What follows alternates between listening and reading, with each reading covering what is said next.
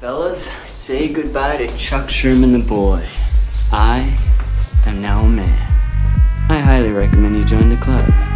We are doing the wild thing all night. Acid house music. Hey, what's up, everybody? This is Sherm. Sherman, I cooked all this food. Is that all you gonna eat? General Sherman realized and understood the importance of house music. So, do you know anything about techno? No. Listen. Get it on. Yo, what's up, everybody, and welcome back to another brand new episode of Sherm in the Booth. I'm, of course, your host, Sherm. Today is Wednesday, March 10th, 2021. This is episode 151. Guys, we just celebrated a massive milestone, 150 episodes of Sherm in the Booth. Make sure you go check out that interview with Alex Kislov, but I got one thing to report to you right now.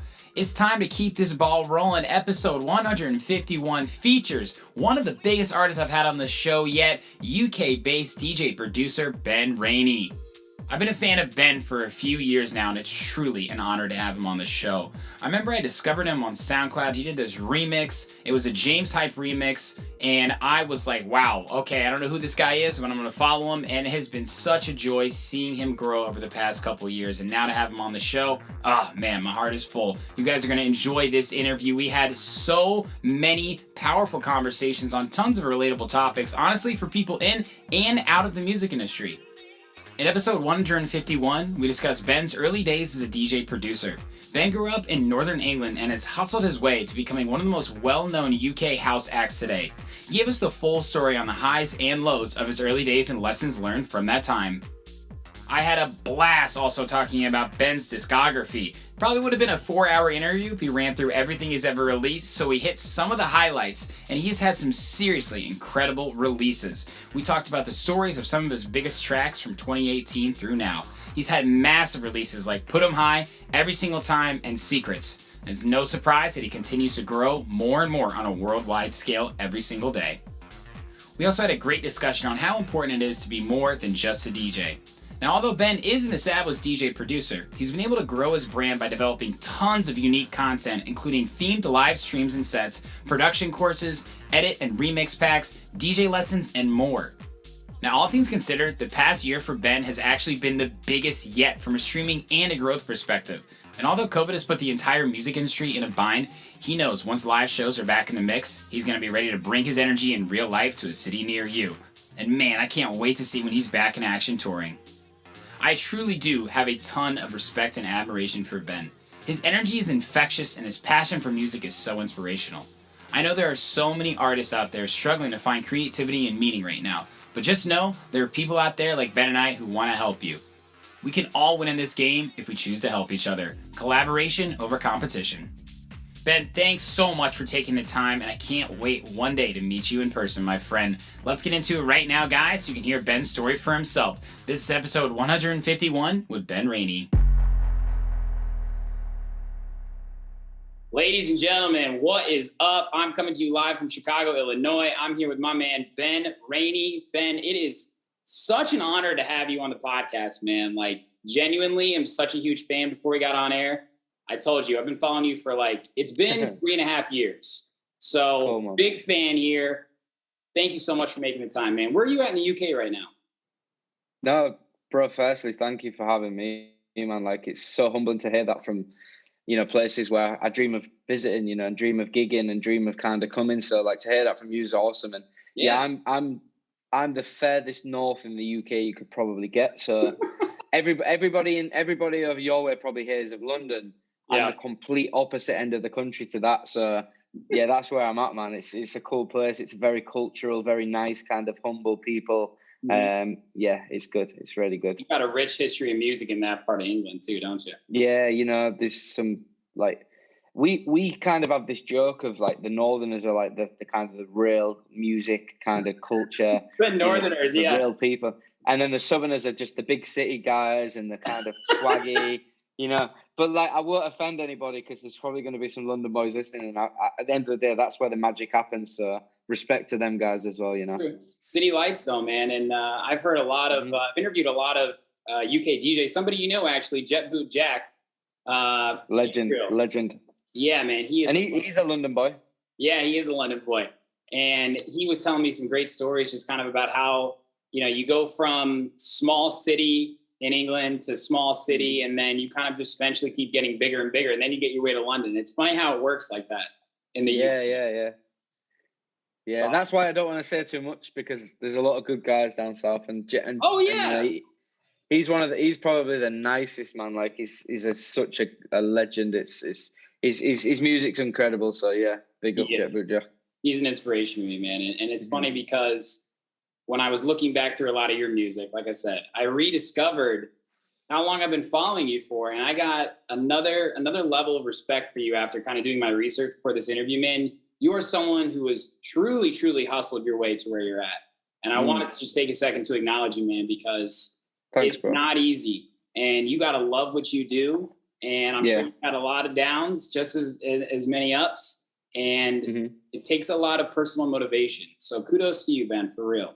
Thanks, mate. Yeah, I mean, it's always that fear of, if you have a big track, which, I don't really think I've had yet, but, you could have that commercial hit and then people think you've come out of nowhere, but then, a little bit of research will show you that actually this kid's been doing this for so long. And I think only in the last 12 to 18 months as I've started gaining a slight bit of traction to the point of, I'm getting a bit more recognized, and, as cliche as it might sound, the Instagram followers are going up and the engagement and all this, but at the end of the day, I've been doing it without that for so long to get that. And like, I just always fear that people might think, oh, like, where's this kid come from? But I just literally, I've been through everything, what you just said, the dark days, the doubt, the worry, the anxiety, the stress, the sleepless nights, which we all have been through. And I hope there's somebody out there that's going through that now, who hasn't got to where they want to be, can hear me say that, the day you give up is the day you lose the opportunity, and the day you carry on,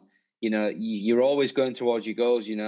Every storm finished, like, the storm never lasts forever. Like, even if you're going through, stress, financial, sleep, motivation, just keep plugging away, because eventually things will start to move. And I mean, I'm only really just getting going, but I hope there's a lot more to come. And I really appreciate what you're saying, man. Honestly, it's so nice to hear it from the other side of the world. It's so humbling. Like, it's incredible. Preach, man. There's something I think about every single day. It's just a simple quote.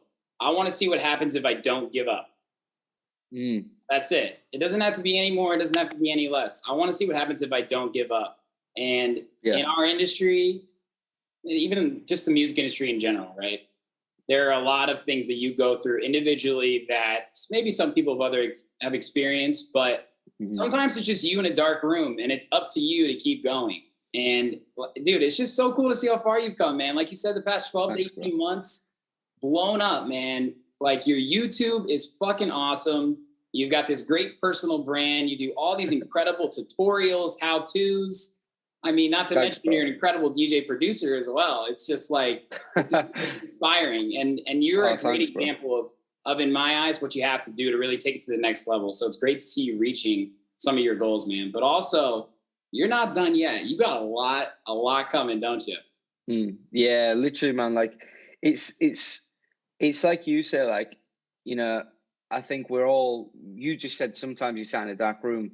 Let's be honest, 99% of the time you sat in a dark room on your own. You've got your headphone.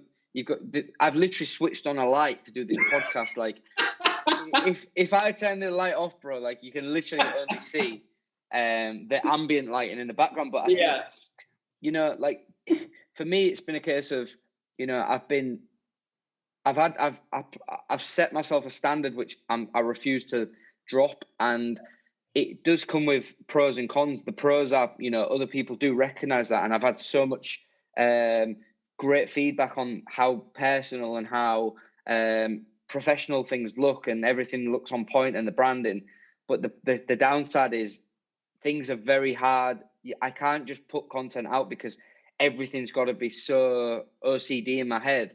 But at the same time, like, it's starting to get recognized. So it's like, right, I've been stressing for like years on getting everything right, and finally people are starting to notice. I'm seeing DJs pop up with the same kind of logos, the same kind of the same kind of look online, and the same like lighting and everything in my videos, which I'm not saying is you know, I'm not trying to be I'm not saying I've changed the world, but it's nice to know that people are looking at me as a tastemaker, I guess, and saying, well, he's doing it like this, so we'll do it like that kind of thing. Yeah. It's just, bro, at the end of the day, like we're all on the same journey, you know. Like I look at other people that might be 10 steps ahead of me and I wish I was in their position, and people might look at me and think, I wish I was what Ben was doing. And like, you're never going to be, you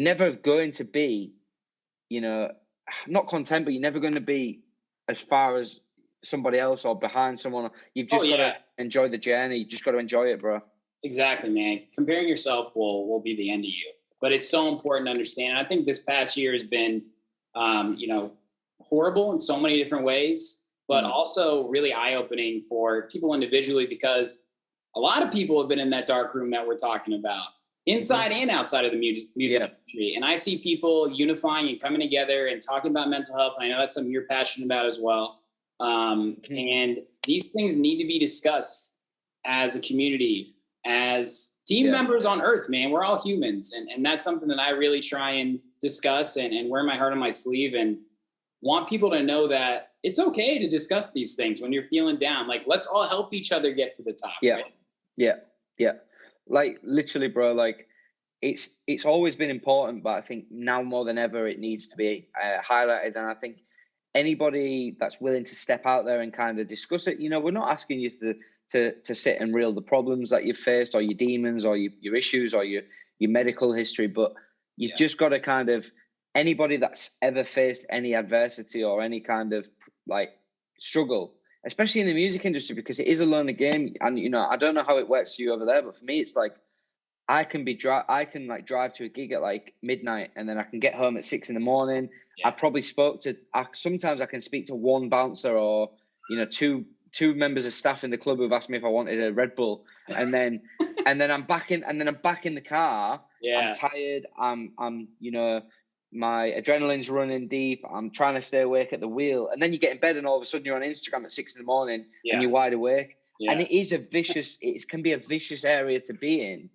And it's, admittedly, in lockdown, it's been a breath of fresh air to come away from that. Yes, you know, there's been struggles, and yes, I've missed the gigs. Yes, I've missed the crowd, the interaction, but it's been a breath of fresh air to sit back and learn a little bit about me and how my body and my mind work a little bit more, and explore kind of different avenues like YouTube and tutorials.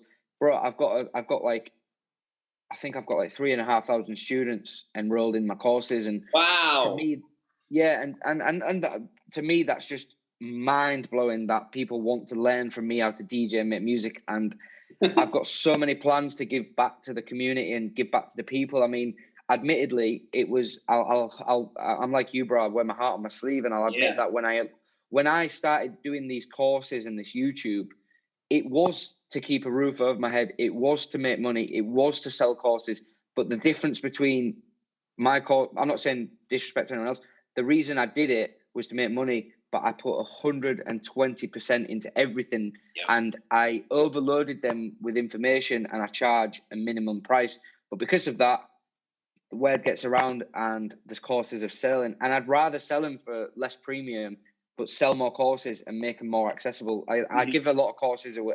To be honest, if anybody under the age of 16 who wants to learn to DJ, I just let them have the courses for free, because I'm not restricting anybody from accessing these courses. I throw money away, but I want to help people. That's what I'm trying to say, is like, you'll end up being more successful and generating more income by being a genuine person. So I'm not fazed by that, but I'm just so grateful that people trust me to learn from me. And I've heard some, you know, great things of my students getting signed to record labels, you know, getting gigs, you know, lockdown DJ sets online, everything. Bro. It's just, it keeps me going, man. It keeps me going. So that's amazing, man. You really are an inspiration. I'm so glad that that's fulfilling for you, because even if you only make a difference to one person, it really matters. So that's awesome. That's it, man. And we're going to unpack some more of that later. But one of the main reasons I want to talk to you today is not only about everything you're doing, man, but I want to know more about you, how you got to where you're at now.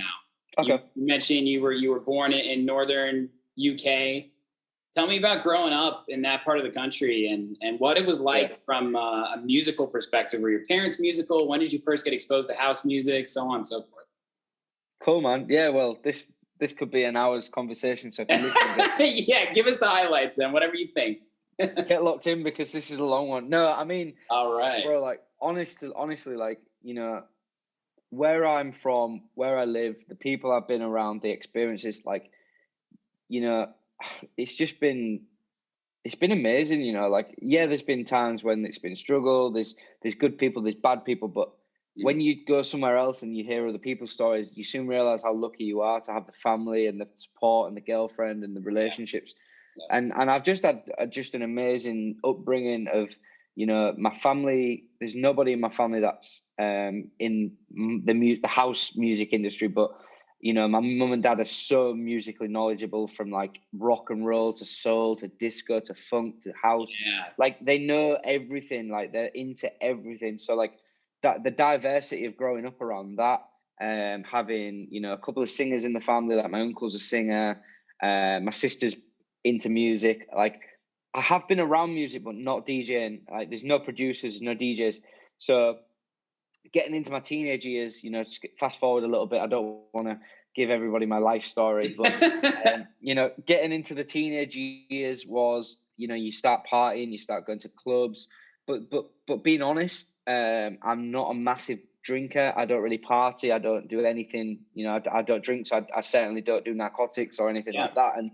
And although that's, you know, not to go too deep into anything, it's like, I just like to stay in control a lot. I like to kind of be me, and like I've got this kind of hyperactive energy anyway. So it's like, for me to go and drink or do party drugs or anything like that, it's like, it wouldn't work. It'd have the negative. It'd have a reverse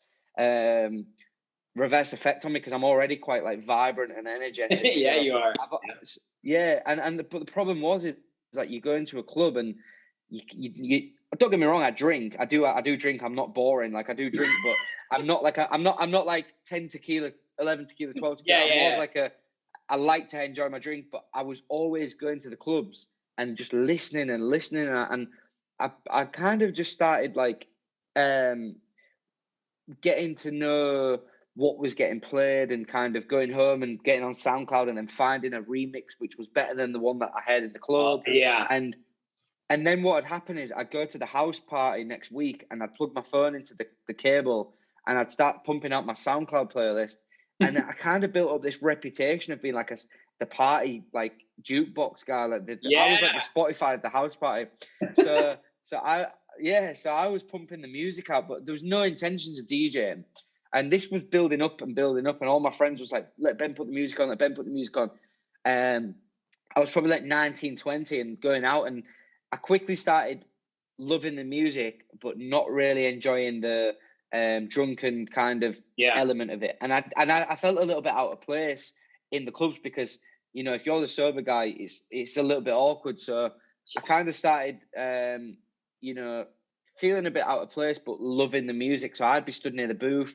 I wasn't even looking at the decks. I wasn't looking at the DJ. I wasn't in awe of the DJ. I just wanted to know the music. I just loved the music. So I'd stand there, I'd listen, and then I'd do my homework. And then I think it was like a 21st, when I was like 2021. Yeah. So I'm only 26 now. So this isn't like years ago. This is like 5 years ago. Yeah. So like maybe 5 years ago, like it got to Christmas and my mum and dad was like, right, what do you want? And it was like, what do I actually want? Like, I've always kind of been quite like, I love technology. I've always had good laptops and iMacs and iPhones. I didn't really need anything. I was like, what could I get? And then I just remember seeing like some really cheap decks by like Newmark or something. Oh, like, yeah. really, yeah, like that. Like, it was like that big, yeah. Yeah, it doesn't even have effects, just volume faders. Nothing. Literally just straight down the middle. So it was like £100, like £100, like $120, and I was like, get me that, whatever. Like, I didn't even think about it. I wasn't serious about it. And I remember getting it. So this will have been like, I think I just turned 20 at this point. So I got the decks. Christmas Day, I plugged them in, looked at the software, and I just said, "Oh, I'll leave that. I don't understand it." Like, I just forgot about it. And then I think like over a few months, I maybe like kind of like started fading the tracks in and out, like not very. There wasn't mixed. I was just fading tracks in and out. Right. And then maybe in the summer or something, I think I got a few like really basic lessons off like a friend of a friend, and that kind of explained the whole beat matching thing. Very basic. Like I wasn't taught like professionally or anything. No disrespect to the guy that taught me. It was just like a couple of tips here and there. Yeah, sure. And then I guess from that point, it's like passion and perseverance and dedication. I was literally doing it every night. I become obsessed with it. You know, over time things get better. And then when I turned 21, I think I did a house party or two, and just kind of like, because I was already quite a popular like kid in my area. Yeah. The word started getting around, or Ben Rainey's DJing, and like obviously, yeah, but that comes with a little bit of negativity because you get a bit of jealousy, and you know you get a little bit of, oh, who does this kid think he is? Like, oh God, totally. Yeah, like the jealousy came as well, and like the negativity came. But I've always been one to kind of, I've got quite a positive aura, so I kind of just laughed it off. But what had happened was, people was joking about me, and then they actually came to the parties and was like, "Oh, he's got the tunes." Like, I wouldn't say I wasn't very good at mixing or confident, but because I've always been so passionate about like house music, and I really delved deep into like the old school, like 90s Chicago, you know, the piano house, the organs, the deep house stuff. Everyone was loving it, and I built up a really good reputation. And then obviously the word got a little bit further, and the club promoters was like, right, this kid's doing well at house parties. Let's give him a set in a club. Shit. So yeah, so that was kind of like the first set was like the most nerve-wracking thing I ever did. But because I knew that many people, I filled the club by like 10 o'clock. But the problem was, obviously, you tell everybody to come, you get really excited, and then when it actually comes to it, I just broke down because I looked out and I was like, oh my God. Like, I know the feeling. And like everyone's there with the phones waiting for my first drop. I think I played like Renegade Master. You remember Renegade Master? I played like Friend Within Renegade Master. But because this is like 4 or 5 years ago when Deep House was huge. Yeah. Obviously, the minute everybody heard that, back once again, ill behavior, back once again, and everyone was just like, I just saw the whole crowd, just the phones came up, and it was like, whoa! I've got goosebumps thinking about it. Yeah. Yeah. And like that was like, I don't remember anything because I was concentrating that much on like getting it right. But obviously the next day I woke up with like the biggest fire in my belly, the biggest buzz I've ever had, the most I've ever felt fulfilled, I guess. Yeah. Like, I found my purpose that night. And you know, when times get tough or I feel a bit crap or I feel unmotivated, I have to remember how I felt that very first night I started to remind myself, because at the end of the day, like, let's not get this wrong. Like, we all go through phases where we feel like giving up. I do every day. Like every day I think about stopping, or, you know, every day I think, should I try something new? Should I do that? But you've got to remember why you started. And if you can remember that and you go back to that feeling, you know, that's what motivates you. So obviously that was the start. And yeah, that's just my journey up to that point. And that will have been like 4.5, 5 years ago. So, you know, that's it's not been a massively long journey, but it's been a very crazy kind of journey from there. You got a taste early on. I had the same experience. I went to a big college in Indiana, and, you know, massive DJs would tour there. This is 2011 when, you know, Progressive and Big Room and Swedish House Mafia and Alesso and Chainsmokers are all blowing up. And I just kind of picked it up as well because I was the same thing as you. It's funny you told that story because I always would plug in the aux. I would always like to play the music. And I would DJ on virtual DJ, kind of in like dorm parties, but so simple. Just trying to pick the songs the easier way. And then I kind of kept enjoying it. And people were like, dude, you should pick up DJing. And I gave it a shot. And next thing I know, I'm fucking like opening up for Blau on like his college tour. Wow. And Audion, right? And I'm like, oh, sick, dude. Like, this is amazing. Like, I got to keep doing this. Come to Chicago. Dude, I just got sat on my fucking ass. They were like, I don't really care who you opened for in college, man. Like, I've been here 10 years. Like, get in line. And that's when you kind of realize, like, I think a lot of people actually do get a taste of the high life early on. And those are the people that think, I went up like this, that means it's only going down like this. The fact of the matter is, Ben, I know you agree with me, doesn't matter where you start. It just matters how long you realize you got to go like this. The plateau. Yeah. The plateau is where you grow. And you might only go up a little bit like this, but the fact that you're still going up, the fact that you're still working on DJing, working on music, working on your brand, whatever it is, you have to keep going. And here you are now, 5 years after that, absolutely crushing it. Yeah.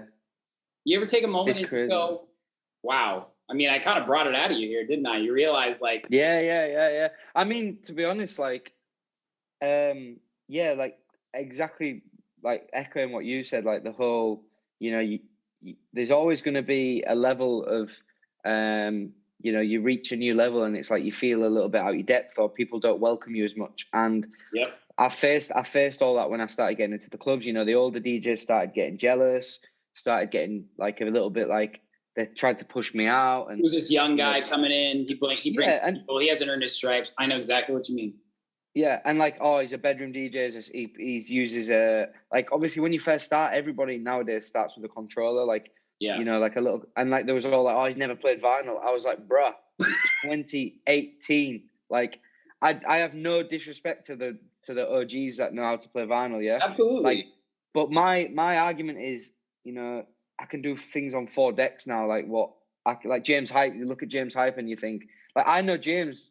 I'm not best friends with him, but like I know him personally, and like he never started with he wasn't putting 2 records on the needle, but at the same time he will impress a million more people with what he can do. And I just think like we could go on all day about that, and that's not to be discussed, but it's a very taboo subject. I just think embrace everybody, respect the older DJs, but also embrace the new. And that's why I also want to help the next generation and I want to take them under my wing. But yeah, going back to what you said about the looking back and stuff, like I kind of, it all feels like a bit of a fantasy anyway to me. Like I don't take this too serious. Like I don't see myself as a brand. I just see myself as Little Ben, just having a laugh. And other people are like, oh, you've built up this serious brand and you're smashing it. And I'm like, but I just love what I'm doing. And I think when you enjoy what you're doing, you just kind of become accustomed. And in a sense as well, I'm so driven in a good way that I take it in my stride and then I push further and I push further. And, I can tell you off air what's about to happen, but I can't tell you I'm on air yet. But this always happens. I love it. Yeah, like people might watch this and then in 3 months something could happen in my career, and like that next step to me is like potentially the biggest step in my career so far. Well, it is, right? It might not happen, it might happen, but at the end of the day, it just doesn't feel real to me. Like whatever's going on, like from signing my first record on a minor independent label and getting 50 streams on Spotify to getting 2 or 3 million, to getting 2 to 3 million, like I just appreciate everything. Like, and I can vouch for this. Like the guys that I was working with at the start, even if I've gone to different places and bigger labels and bigger, I've got bigger gigs or bigger, promoters and stuff. I still keep it 100% with all of them guys. I still look after my friends. I still look after my family. I still care about the people around me more than I'll ever care about anything else. And I still reply to every message. I still give as much support back to people as I would love to receive, when I first started. And to be honest, I never really got that support, but I think that's what motivates me to keep humble and keep helping people, because I understand how it feels to get that cold shoulder, like you said. I understand that. And I know how it feels to feel like the odd one out, feel like you've got to prove something. Yeah. But I guess that also put fire in my belly to do what I've done. But I just don't, there's no need for that. There's no need for that kind of awkwardness. Like if I see a young DJ smashing it now, I'm going to get behind him.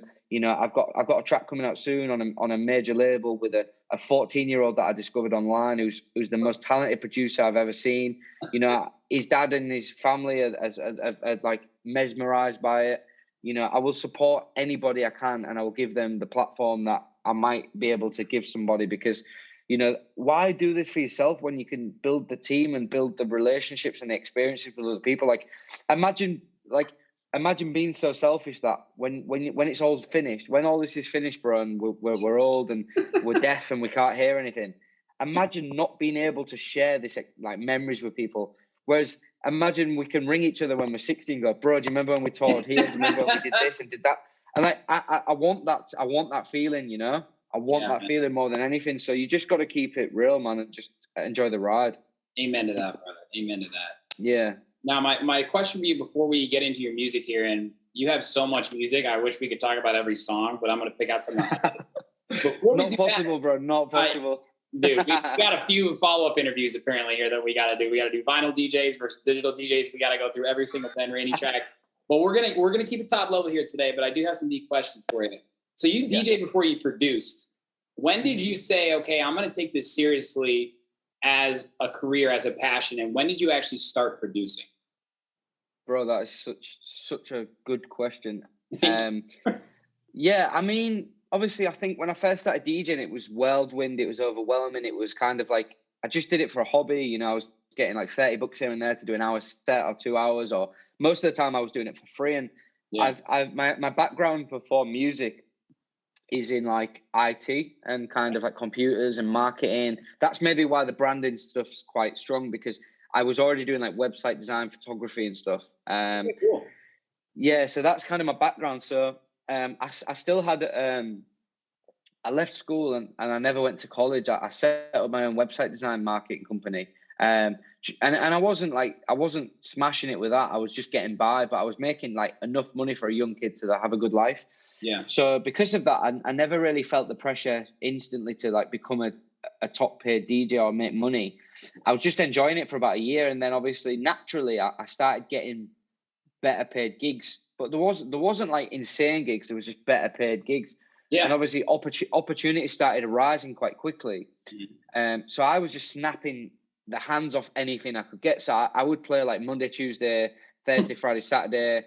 I'd have Wednesdays and Sundays off and see my girlfriend or my friends and my family. And, you know, I was just doing anything. And I got this reputation in my local area, and they used to call me like any gig Rainey. Because I literally would just like, yeah, I'll play R&B, yeah, I'll play EDM, yeah, I'll play house, yeah, I'll play disco, yeah, I'll play pop music, yeah, I'll play cheese. I don't care.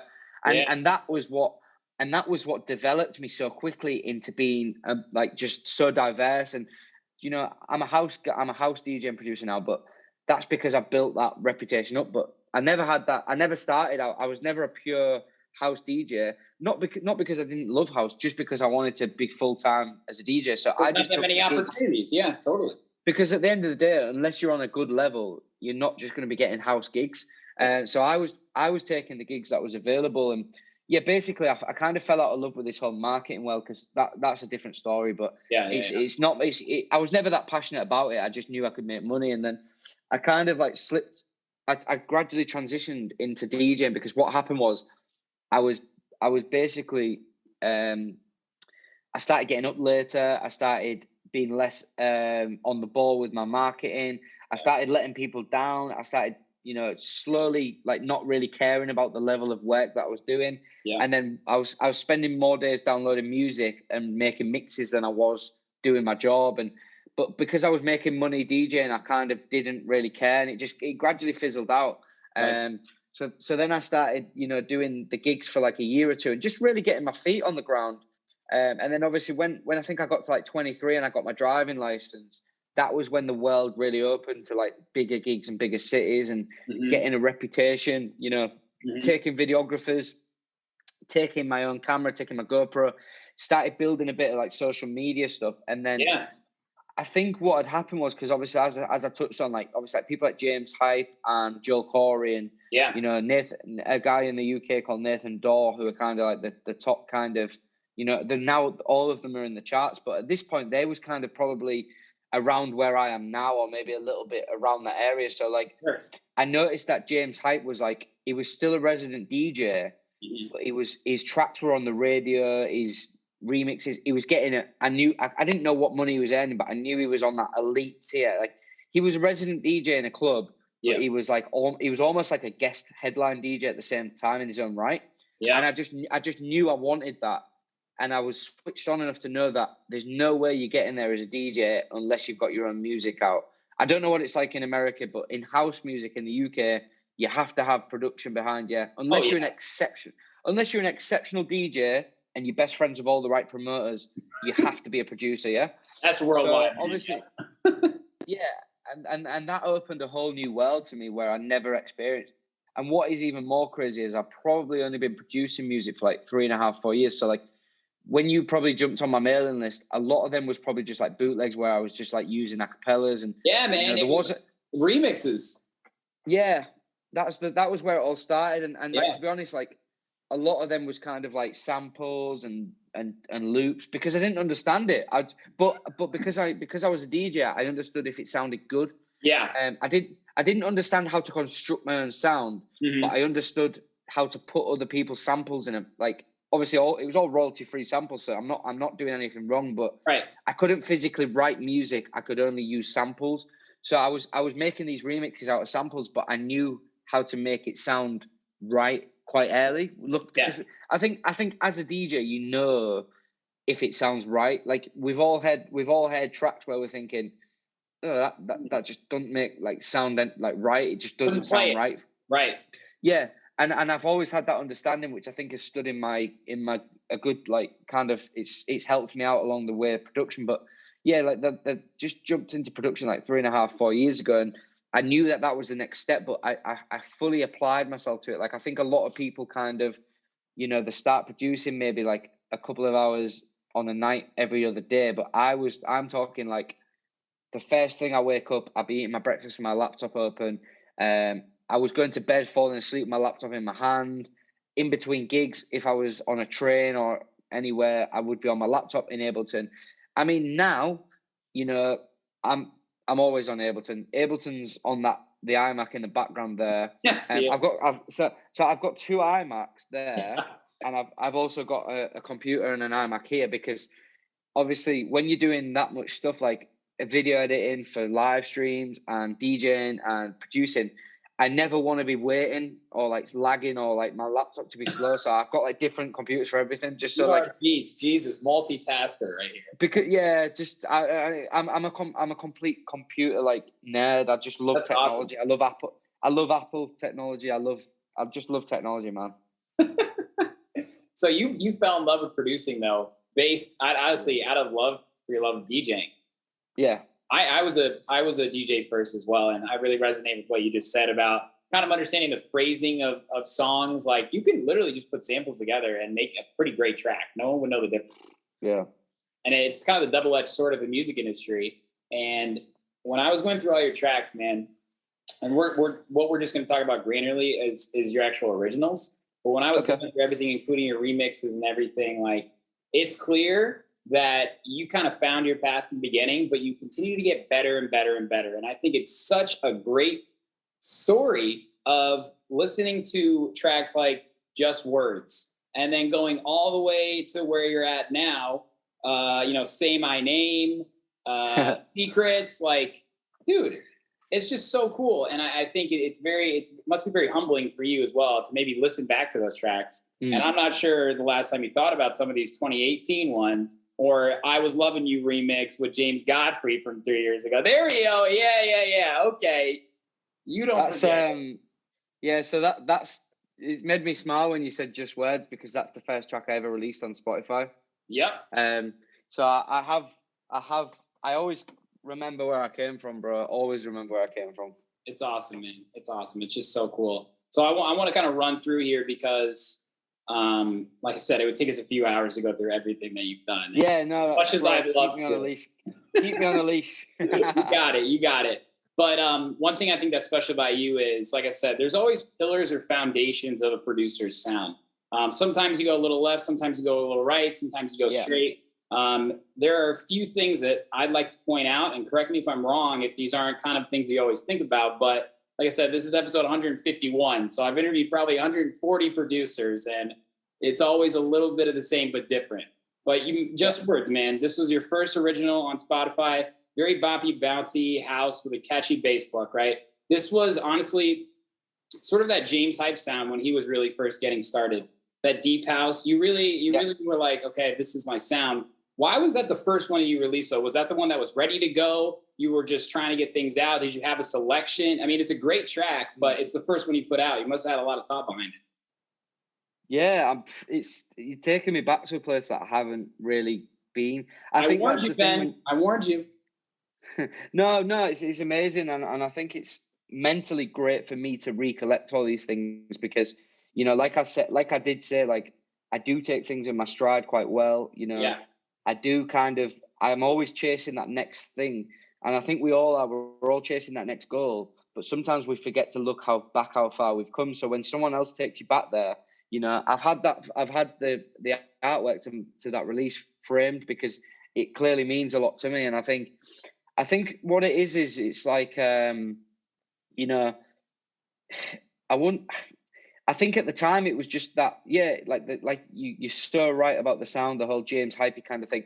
You know, you'll probably hear me mention his name a lot today because he's kind of like a role model / big brother kind of thing to me. Like I'm not sitting here pretending to be best friends with him or even remotely like, you know, I'm not like that with him at all. But I think you've all got that kind of guy above you where you're hot on his heels. You're not chasing him in terms of trying to be him, but like you are following the path, and you look at someone and you're thinking, I feel like I'm doing what you've done. And that's not a bad person at all to be following, is it? That's a paved road, man. You're taking a paved road, and you know what the end destination is. I don't think there's anything. I love it actually.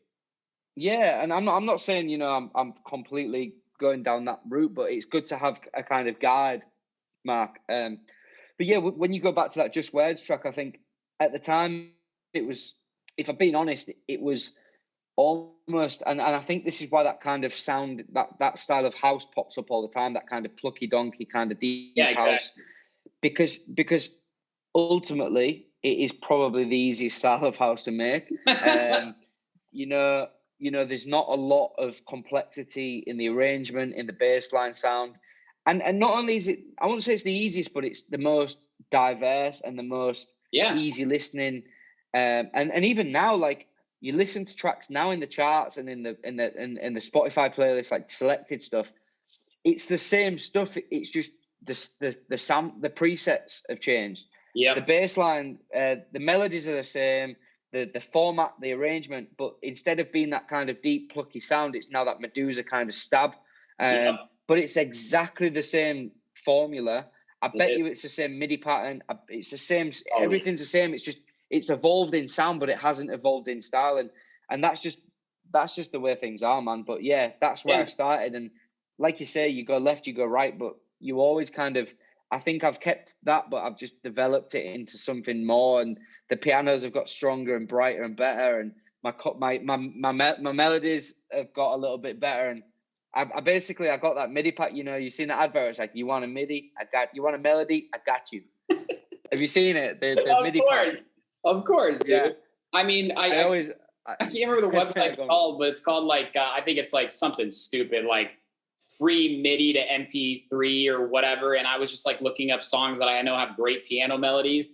Gives me the fucking instrument and the piano, and I put it in, and I'm like, I'm just gonna throw a kick on here, a little bass, a little sub bass. That's a house track, baby. And those are sometimes the most fun moments of an artist's career. For me personally, it is. Like, I did something so similar with like Duke Dumont, Won't Look Back. And it's literally like almost the same thing. It's that plucky dun, dun, dun, dun, dun. And it's just fun, dude. And it's just so cool. Again, like I'm gonna say this a million times, but if a producer's career, a lot of times it starts out as a 1-lane road, right? And that's kind of the direction you're going. And it's not that we maybe take an exit, it's that it expands into a 2-lane highway, 3-lane highway, 4-lane highway. Where you're at with Just Words was 1-lane, man, but where you're at now is fucking 5-lane. It's the Autobahn, bro. Like you're the Autobahn. And that is the most complimentary, funniest description anyone's ever said to me. I don't know. Yeah. That's how we do it in Chicago, I guess. But that's cool, bro. Love that track, man. I'm glad. Thank you for the explanation on that. And you followed up with All This Love with Rewire and Just K. Another powerful piano house track with soulful vocals. That's another foundation, of course, there for you. I want to talk about Strings of Life, though. You really snapped on this one. I don't know when the last time you listened to it or even played it, but it's a perfect remake of a classic, a classic. Like, yeah. Once again, a foundational classic of house music. Thank you, man. Thank you. But you went with a groovy tech house turn on the drop. So I kind of see, you know, you challenge yourself to go from, I don't even know if it's challenge yourself. I don't even know that's what you wanted to do. Yeah. But when we look at the previous songs and then some follow-ups, you started to kind of give yourself the the range of, I can also make slam and tech house. I can make piano house. I can make soul, whatever it is. Tell me about how that one kind of came together, because you fuse so many elements of it.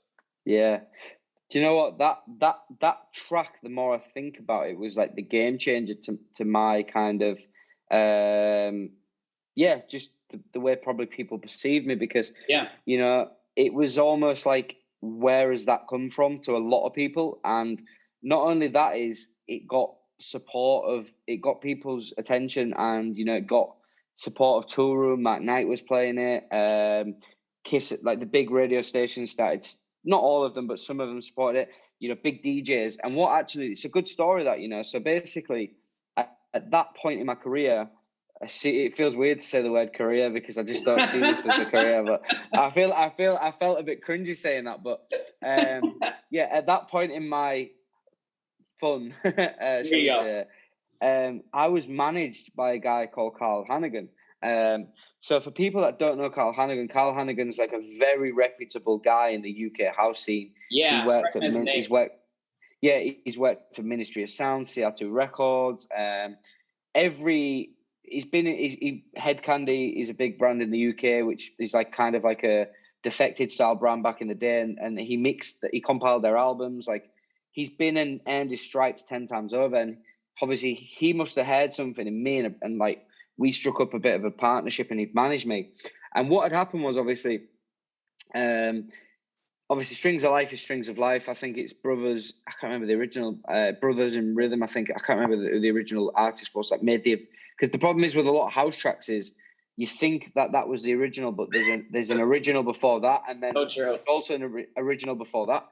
So obviously you've got the Strings of Life house track, but before that there was an older version, like a disc. I want to say like a disco version. I can't remember the artist's name. I think you're right. So I know that there's a few versions, but basically Carl Hannigan, who was managing me, did like a funky kind of, not tech house, but it was like funky jacking house version. Yeah. Back in like 2013, 14. And it's also interesting how things go around in circles. So he'd obviously done it, cleared the sample, had the rights to the melody and the sample and whatever.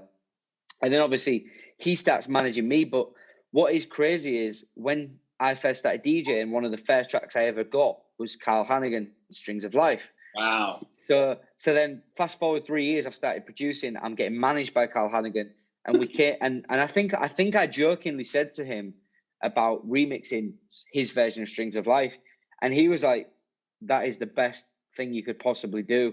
But I think the reason why it came out the way it came out is because obviously I had to stay away from what he'd done. It was a remix. I wasn't just doing it the same as him. I had to remix it. Yeah. And obviously he'd remixed it in a format which was quite close to probably where I would have taken it. Piano, donkey kind of James Hype UK house sound. Yeah. So I had to pull something else out of the bag.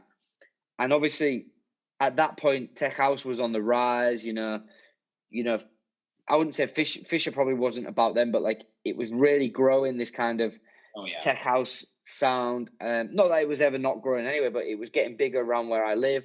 Yeah, I was getting cooler gigs at that point. I was inspired, and I don't know what happened. I think obviously you had to have the pianos in there. Yeah. But on the drop, I didn't just want to be this. I wanted there to be an element of surprise, like whoa. Oh yeah. And I just it was a simple bass line, and I think I took the MIDI notes from the pianos and just changed a few, and I added like a big kind of moogie sub, and it just came together. Like people say, don't they, the best things happen by accident? Yeah. Like literally, bro. Like I took the MIDI part, flipped a few notes around. I didn't know music theory that well at that point. Like I'm not gonna lie, I wasn't. You got lucky. Yeah, I wasn't playing the piano the way I play it now. I wasn't playing like MIDI at all. I just moved the notes around and I hit lucky. Carl loved it. Carl gave me some feedback. I changed it, and then it got on the release, and the release came out at Christmas. Mark Knight played it on the Tool Room radio. He gave me a shout out on the radio. It got quite a lot of streams. It got me a lot of traction, and that was kind of the start of, I guess, the journey. But a question people might wonder is like, like what happened after that. Like I wouldn't say it changed things dramatically. It wasn't like I was getting massive amounts of gigs, or I wasn't getting remix requests. I wasn't getting money. Nothing changed. It just gave me a little bit more credibility. Yeah, it was a big win for you internally, right? Like, yeah. I mean, I know how big Massively. of a fan you are of Mark Knight in Tool Room, so it's so exciting to hear him say your name, right? The logo's there, bro. Dude. Tool Room's right there. He's an absolute icon. Love that, though. Yeah. And again, one of the reasons I wanted to ask that is because you kind of gave yourself the ability to go left. In my eyes, sort of tech house is always going to be left field of what's mainstream. So I thought that was real cool. And 2019, man, was a big, big year for you. So much development in your sound, your quality of mixing and mastering and FX and layering, and you can just hear it. You can just hear it. You don't even have to be an expert. So another great example of yourself just growing. Boogie, just an absolute tech house banger once again. If you can tell, I love tech house. But you got that gritty bass line. Another great example of your FX on point. This one, I want to ask you about Posen. So this is one when I kind of compared to your 2018 piano tracks and some of your remixes from the past as well. It's obvious that you have progressions in your mixing, the velocity of the piano. For all the producers out there, you've really just got that intensity. They're nice and stabby, but clear, almost like just the perfect synthetic piano, almost in my eyes. In this one, how did it kind of help you perfect your piano house style? Was this a track where you felt like you got a hang of it? You know what? That was probably a big lesson in piano house, because I was actually in Boston in America at that point. So like I said to you off air, like one of my good friends now, a guy called Ryan Nichols, shout out to Ryan Nichols, he's releasing stuff on CID's label. Is it Night Service Only? Yes, I was just about to say, I recognize that name. Yeah, so he's getting some good releases himself. We've released a few tracks together, and we kind of just, similar to this, like we just kind of networked online and spoke to each other, and then it was just one of them situations like, bro, I'm just gonna have to come over now, like. So I just went, and we'd never met each other, and I just went to I went to Boston because I wanted to go to New York. Yeah, obviously it's not too far. Right. So we did that, and then he's since been back. He came over to the UK with his girlfriend. You know, we did that whole like tourist stuff. But yeah, like with this track, what had happened was I'd gone over to obviously America, and I think, you know, when you're traveling and you know you're on the planes with Spotify, and you know I think I was like, you know, you're in the taxi from the airports and stuff, like you spend a lot of time kind of zoned out from, you know, your inner kind of how do I describe, you know what I mean, like when you're traveling, you kind of just, you sat looking out the window with your headphones in, Spotify player or something. Yeah. And I was looking at everything from maybe a bit of a different angle, and kind of, you know, I was listening to some stuff like I wouldn't really know what I was listening to at the time, but it was kind of just left of what I was doing, like the piano house that I'd already been started doing. Yeah. And it was kind of like a bit more jacking, like dun dun dun, like stabby house, like rather than your kind of traditional house chords where it's like dun dun dun dun dun. Right. It was more like dun dun dun, like, and I was hearing all these stabby, like garagey kind of almost sounds. Yeah. Like disclosure kind of just jacking. I'd class it as like jacking house, really. Yeah, sure. And I can't remember what I was listening to, but I remember thinking, like, how have they got them chords like that? And then I got to obviously Ryan's, and he had a studio set up where he lived, and I think it was just like one afternoon where he couldn't get out of whatever he was meant to be doing that day. Like, obviously, you know, when you've got guests and you kind of clear your diary to accommodate. Yeah. Like he had to go and do something. I cannot remember what it was, but like, he just said, look, bro, you're going to have to just wait for me, or you can go for a walk. You can do what you want. And I was just sat in his like bedroom studio. I was like, bro, just leave me here. Let me do like, I said to him, I said, take me to 7-Eleven, you know, the shop. Yeah. Have you got them in car? Have you got them? Where you are? Yeah. So I said to him, I was like, you know, take me to 7-Eleven, and take me to Denny's and take me to 7-Eleven. I'd already had IHOP pancakes. Oh my God! Because all these things are a luxury to me, but you guys get to have them all the time. So I just said, take me to Denny's, get me some food, and then go to 7-Eleven, and I'll get loads of Gatorade, and I just sat there with the speakers and the MIDI keyboard, and I was just on that vibe, and I was like, right, I need to make something a little bit cooler, but still piano house. So like the drums were a lot more gritty and a bit more like 909 kind of old school. I guess I was just inspired by that American house sound in a sense. Yeah, is what I'm trying to say. Yeah. And I had this feeling of just being in a different environment and being in a different headspace where I didn't want to make UK house, and it came out really well. And Ryan came back and he was like digging it, and he jumped on and he added some like more of his sound. And obviously, because I was using his setup and his production stuff, I was probably forced to produce in a different environment, a different way. Yeah. And then like he jumped in, did some bits, and then went back to the UK with the project. I think I opened it up and, tried to like think, where do we go from here? And then luckily, like the vocalist, Link Lewis, a guy called Link Lewis, is like a local kind of soulful singer. And yeah, it fell together from there. And that was one of them tracks, which it was never a massive track, but everybody that knows me, that knows that track, loves that track. And it kind of was like just a nice feel good kind of head bopper. And yeah, it's a really interesting track and an interesting conversation. Yeah, you're taking me back to places I forgot that even happened. And I'm glad it's nice to kind of, it's nice. It's good. Sometimes I consider myself an investigative journalist, Ben. No, I like it, bro. I like it. That's a great track, man. And as a fan, I can agree with everybody else that loves it. And yeah, you did release some more music with Ryan. Hey, yeah, another banger. Party Elite, same story here as Posey, man. It's just clearly a level up from your 2018 releases. Forget with Luke J. West. You've done a few things with Luke J. Love this track. And you fused that sound of the deep horn, which kind of was blowing up at that time, but you put your own spin on it. I love that. Like, completely fire track. But the next one I want to ask you about is Feelings with Jack Davies and Johnny Wright. Now, this was pretty cutting edge because you did take a little bit of kind of that Avicii, new wave Avicii, kind of with that UK house, kind of with your own style. I just loved that track. I'd never heard it before, actually. It's one that I think deserves a little more notoriety. It's underrated. What was that one like for you to produce? Because that one was a little outside the box for you.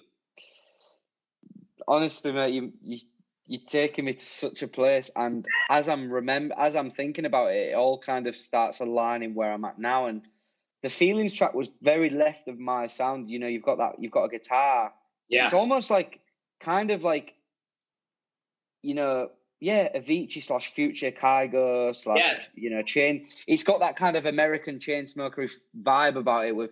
As soon as you put a guitar in the track, you start thinking Kygo, Avicii, all these guys. And yeah, I think it was an emotional song because, and it means a lot to me lyrically because, I actually was going through a breakup at the time. It's mad to say, yeah.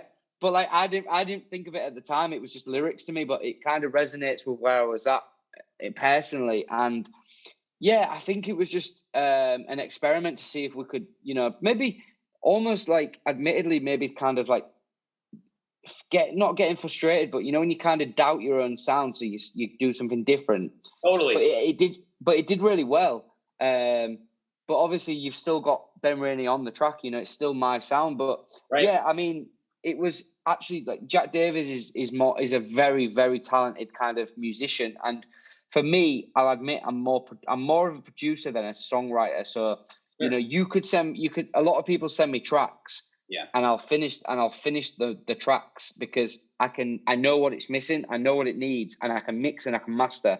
Mm-hmm. But I really struggle to start a track. Like I'm the worst person of getting out the blocks with an idea. But yeah, a lot of my collabs are actually people sending me demos to give feedback to, and I actually turn around and go, bro, and I end up saying to people like, not to try and take anyone's tracks off them, but I'm like, look, this is a sick idea, but it needs this, this, and this. So then they end up saying, well, do you want to do it with me? And like a lot of the collabs I do are and even now, like the Secret track, which we'll speak about, we'll get into that. But yeah, like I like to collaborate, and also I like to give people opportunities that are maybe just starting out. We'll just say that for now, but we'll probably talk about it later. But Feelings was it was almost an acoustic kind of like sad kind of Slap House before Slap House existed song. Yeah. from with Jack Wright had sent me this version, and it had the guitars in, and it also had I think it had the horns in, but it didn't have the arrangement and the kind of energy that it now has. It also didn't have the top line.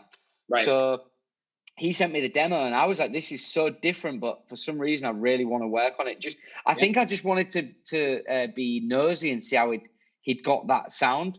Do you know when you just like want to know? I was like, obviously you're asking me, I was asking him how he did it. So I wanted to know how he'd got that kind of guitar, and I think he's a musician, so I'm pretty sure he wrote the guitar, but it didn't have the house feel it has now. So I just kind of went in and did my thing on it. And then obviously Johnny Wright was a songwriter that had approached me around the same time and just basically said, like, I'm loving what you're doing. I think he'd heard Poison, so he was like, he'd heard that soulful male vocal on a track and he wanted to jump on. And other people had actually probably connected us together. Yeah. And he's a really talented singer-songwriter. And we're actually speaking now about doing some stuff. And yeah, he came and delivered that top line, and then I added some more production, and before you know it, you've got a banger on your hand. But the interesting connection with that track is that track is on a record label called The Latest Sounds. Mm-hmm. Now, for anybody that doesn't know, all of the tracks that people probably now know me for, and the tracks that have blown up and done millions of streams, are also on The Latest Sounds. So that track was my introduction into the label, what has probably got me to where I'm at. But the track is so far away from the tracks now that I'm banging. So like, and at that time, I didn't know the label. I didn't have a connection to the label. I didn't have a relationship with them. But now I'm almost top of the class with that label. Like in terms of like, I'm like the teacher's pet now. Like full circle. Like full circle. And like, that just goes to show to any aspiring producers that, you know, take your opportunities, don't like, I always say like, relationships and never burn bridges, because you just never know where it's going to go. Like we did that track. Obviously, we're probably going to talk about some other tracks. I stayed away from them, and then now I kind of work with that label all the time. My biggest tracks have probably been with that label. Mm-hmm. Just like, and it's so far away from where we both started. Like I feel like the label's direction at that time was kind of on that European/USA kind of Kygo, Avicii sound. Now they are purely, they're probably like the biggest UK house label now, like pure like deep house, piano house bangers. Like it's crazy how full circle things can go, man, honest to God. And not that long a time, man. I mean, that was late 2019. Yeah. And that's why I said it was cutting edge, because it's one thing for a year to go by and people kind of copy styles and chase trends and stuff, but it's really cool to hear the background story of you kind of challenging yourself as a producer. And the way I'm kind of reading into it, what you came in was give it a pace. You know what I mean? You really gave it like the energy that it needed. Yeah. And it's not that easy to try and bring real instrumentalists, real vocalists into the 4 on the floor, let's just call it, house production world, right? But you did a great job with it. Now, thanks, bro. Yeah, absolutely, bro. Now, my question to you, at the end of 2019, right? Like you obviously had a lot of stuff. 2020 was the biggest year ever for you. Streaming, success, support, everything, right? But when 2019 is coming to an end, if you can remember, where did you kind of feel at this point as a producer in the studio? Did you have any new processes, any old habits you kicked? Did you have like a pretty cleaned up process? So, such a good question. So like 2020, we're obviously going to get into this, but like 2020 has been the biggest year of my life. Like forget about COVID for a second, like as a producer, and we're obviously going to go into that, but like, I can honestly say at the end of 2019 was probably the lowest point of my life. Like literally, bro, like giving up, self-doubt, anxiety. Wow. I'll openly speak about what happened, December the 29th, 2019. December the 29th, 2019. I'm getting my dates wrong here. So, well, no, actually, sorry, let me restart that. Yeah. December the 29th, 2018. Okay. I lost my best friend to suicide. Oh my God. So not to completely flip the conversation, but just to give to show you where I'm at. Yeah. So 2019, obviously, to me, in my mental health, my mind was a write-off. So as much as on the surface I was releasing music and people might think I was doing good, I was lost, like by the end of the so because that happened at the end of 2018. Sorry, this is why I got confused. 2019 was a whirlwind. I couldn't grasp a thought. Every day was just survival. Like, yeah, I was making music, but I'd be honest with you, my heart wasn't in it at that point because I just was so grieving. I was so hurt. I was destroyed. Yeah. But I was rebuilding. Look, the good thing for me is because I'm quite a positive person, rather than sit there and dwell, every day I was rebuilding, exercise, counseling, therapy, learning more about mental health, speaking to people about it. I was just rebuilding, I was rebuilding. I was refilling myself with, the right energy. And it took a long time. And at the end of 2019, obviously a year later after losing my friend, I was in a position where, because I'd had such a strange year, and it was the first year without him, the first Christmas, the first New Year, you've got all them feelings of like, oh, this time last year, like what happened, and reflections. I wasn't in a good frame of mind, but I was trying to be positive, and I was kind of like lost and thinking, do I start chasing other things? I'd lost my determination.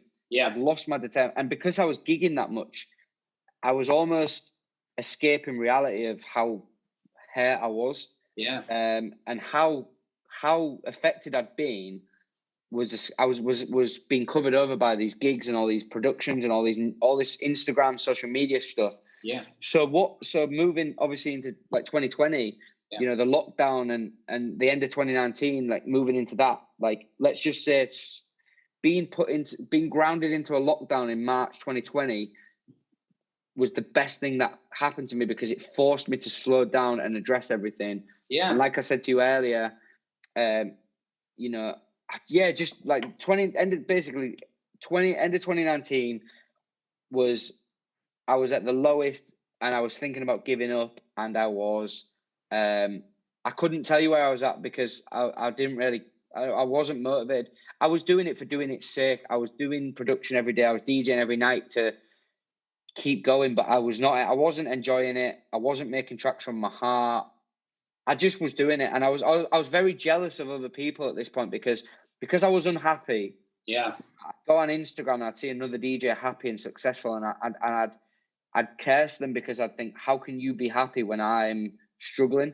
Yeah. Because you got to remember that like everybody's in a different position in life. So like now that I'm happy and I'm succeeding, I don't rub it in anybody's faces because I know how it feels to be so low, because you've got to take the rough with the smooth, you've got to take the highs with the lows, and you've also got to remain humble when things are going well, because I know how it feels to be at the low point, and it was only a corner ago. It was around the corner. It wasn't a long time ago. So for that I can only stay humble that things are going well. But yeah, to give you the picture, at the end of 2019, I was at my lowest point, and I'll probably let you lead into whatever you're going to ask me about 2020, which was mad. It was a crazy year, bro. Thanks for sharing that, man. That gives me a deeper appreciation for you as an individual. And there are a lot of people out there that struggle, like I said in the beginning, inside and outside of the music industry. So I appreciate the transparency, man. It means a lot. At the end of the day, mate, if you can't be transparent, you can't help people. And I wish I kind of like, I'm so transparent because I was looking for other people to use for inspiration when I was learning. I didn't really. I can't lie and say I found it because I didn't. Yeah. So as a DJ now, the more successful I hopefully become, the more I'll open up, because I want people to know that these things happen and it's real, and gain that kind of approachability. It's like, if I manage to get a hit record, or if I grow as a DJ, or get signed to Defected or Tool Room, I want people to know that I was not long ago in the position I was in. And I'll probably, sadly, be in positions like that in the future, because it's a journey, it's a roller coaster, man. Like, it's... Love it. Good for you, man, for getting back on your feet. And dude, 2020, you fucking blew up, man. And like, again, all things considered, 2020, without a doubt, toughest year in the music industry, at least in our lifetime, probably ever. Yeah. Toughest year maybe of all time, at least in this generation.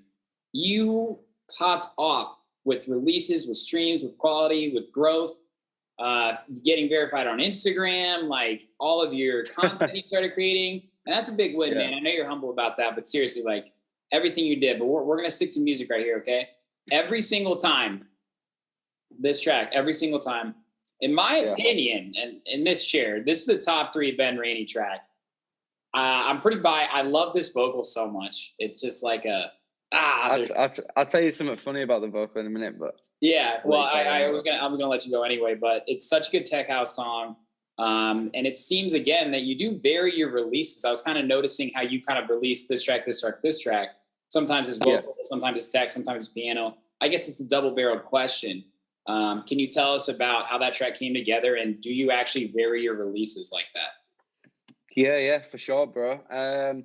So truth be told, you know, I sit in a bracket of producer where half of me wants to make really vocal piano, Joel Corey, James Hype kind of, MK, like low stepper kind of big Sonny Fodera, like I love piano house, I love vocals, and that's what is kind of my sound, I guess, what most people probably know. But there's a side to me which just loves like tech house, disco, funky, like And I think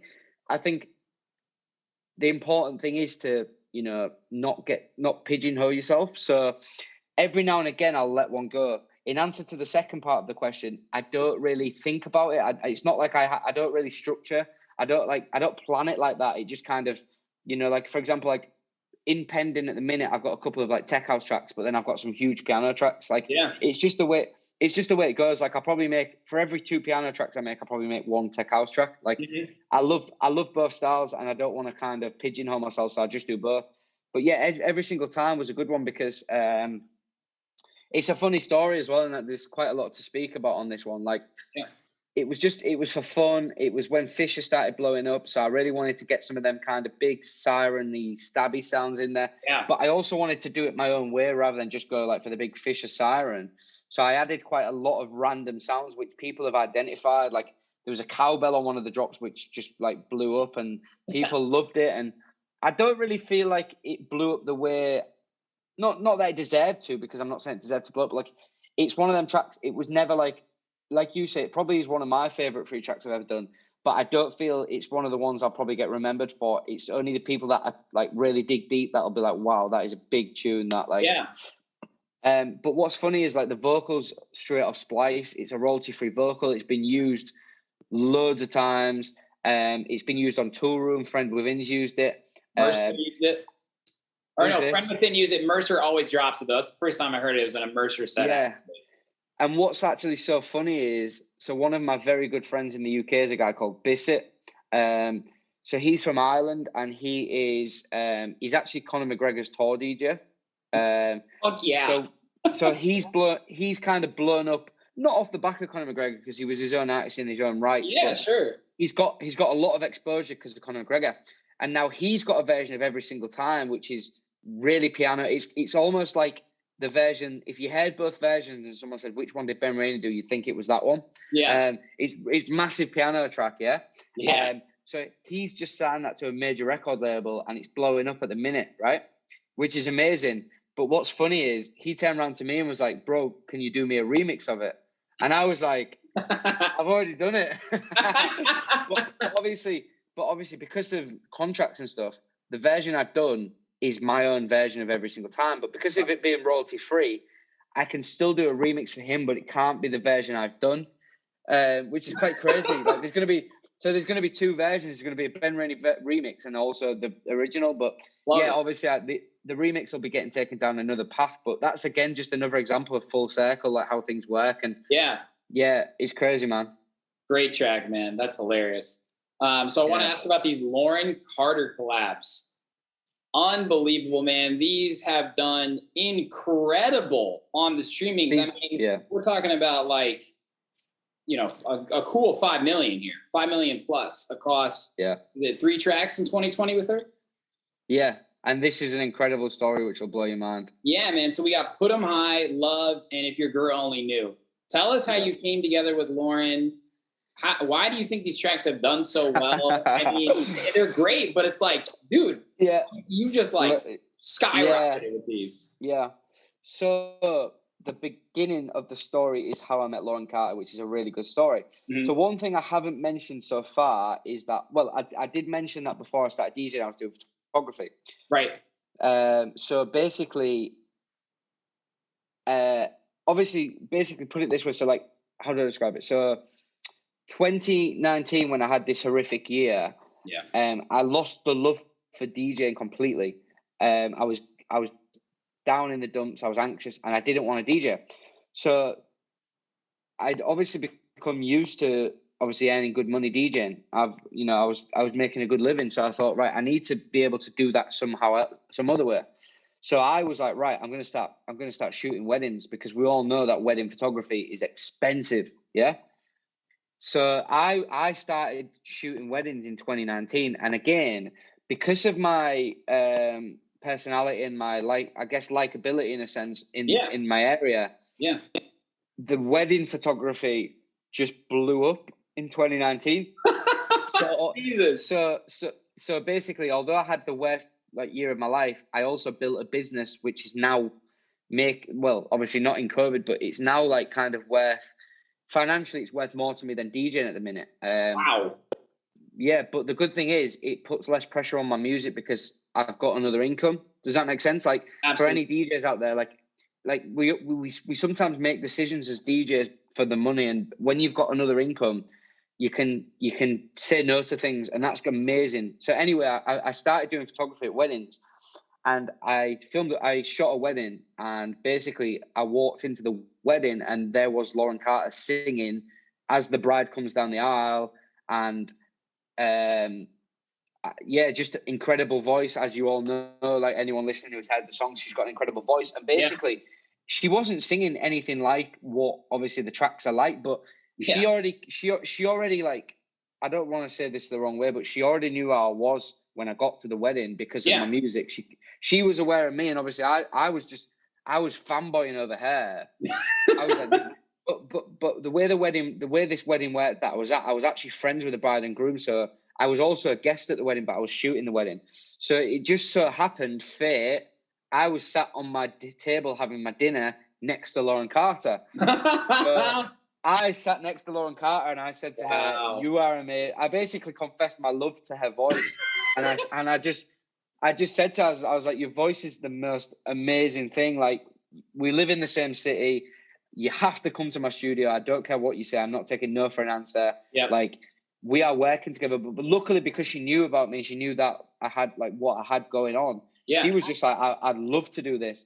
She told her friends encouraged it because obviously they kind of knew that I was doing music and stuff. So I think it was December 2019 when I was still in a pretty bad place. We recorded Put 'Em High. And what is even more funny about that track is it's a collaboration with a guy called Ethan James. And me and Ethan James actually did that as a remix of the original of Put 'Em High in 2017 when we both first started producing. So when I got Lauren to the studio, we was listening to old tracks, and I think Ethan had messaged me saying, "Why don't we redo it as original?" Because at this point, you've got to think all these remakes of old songs have started popping off. Right. But before that, it was more let's do some originals. So we kind of we saw the window of opportunity to do Put 'Em High again. And obviously at this point, I've started building this connection with the Latest Sounds record label, who are also encouraging remakes of old songs at this point. So it all just started to kind of fall together. And Lauren came to the studio. We did Put 'Em High in December. It came to January. Let me get this right. Yeah, so January, February, it was sat on the hard drive. We kind of basically what we did was we recorded the vocal over the old version of the track. Yeah. And obviously, because of the old track being 3 years old, the production was nowhere near where it should have been. Oh yeah. We wasn't as excited about it because we hadn't had the finished product. Does that make sense? We was listening to, and obviously, with vocals and stuff, you can be the best vocalist in the world, but they still require a lot of post-production, compression, reverb, auto-tune, because to get a vocal to pop standard, no matter how good the singer is, to get it in that realm where it's pitch perfect, there's no vibrato, there's no kind of going off the grid. You have to put a lot of work in. And I'm not really the biggest vocal expert in the world. It's a pretty hard thing to be able to nail vocals, but so we kind of sat on it for a while, and then I think what happened is in February I got my arse into gear and put it together.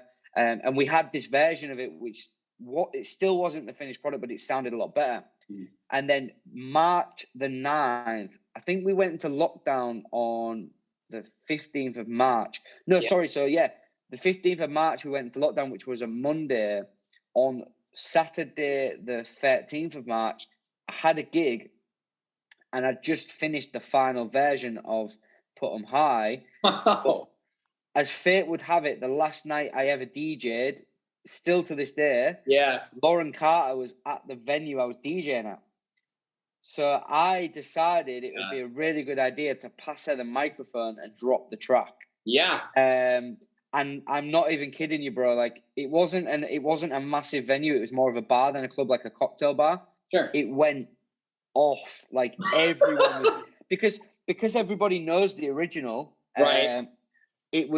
Everyone was just singing it, and I just at that moment I got that excited feeling that this is going to be big. And then obviously, fast forward a few weeks, we've gone into lockdown. I thought to myself, lockdown. I didn't know how long we was going to be in it, obviously, but I thought, right, let's get some music sorted. Let's start thinking of music. So I sent it to the label.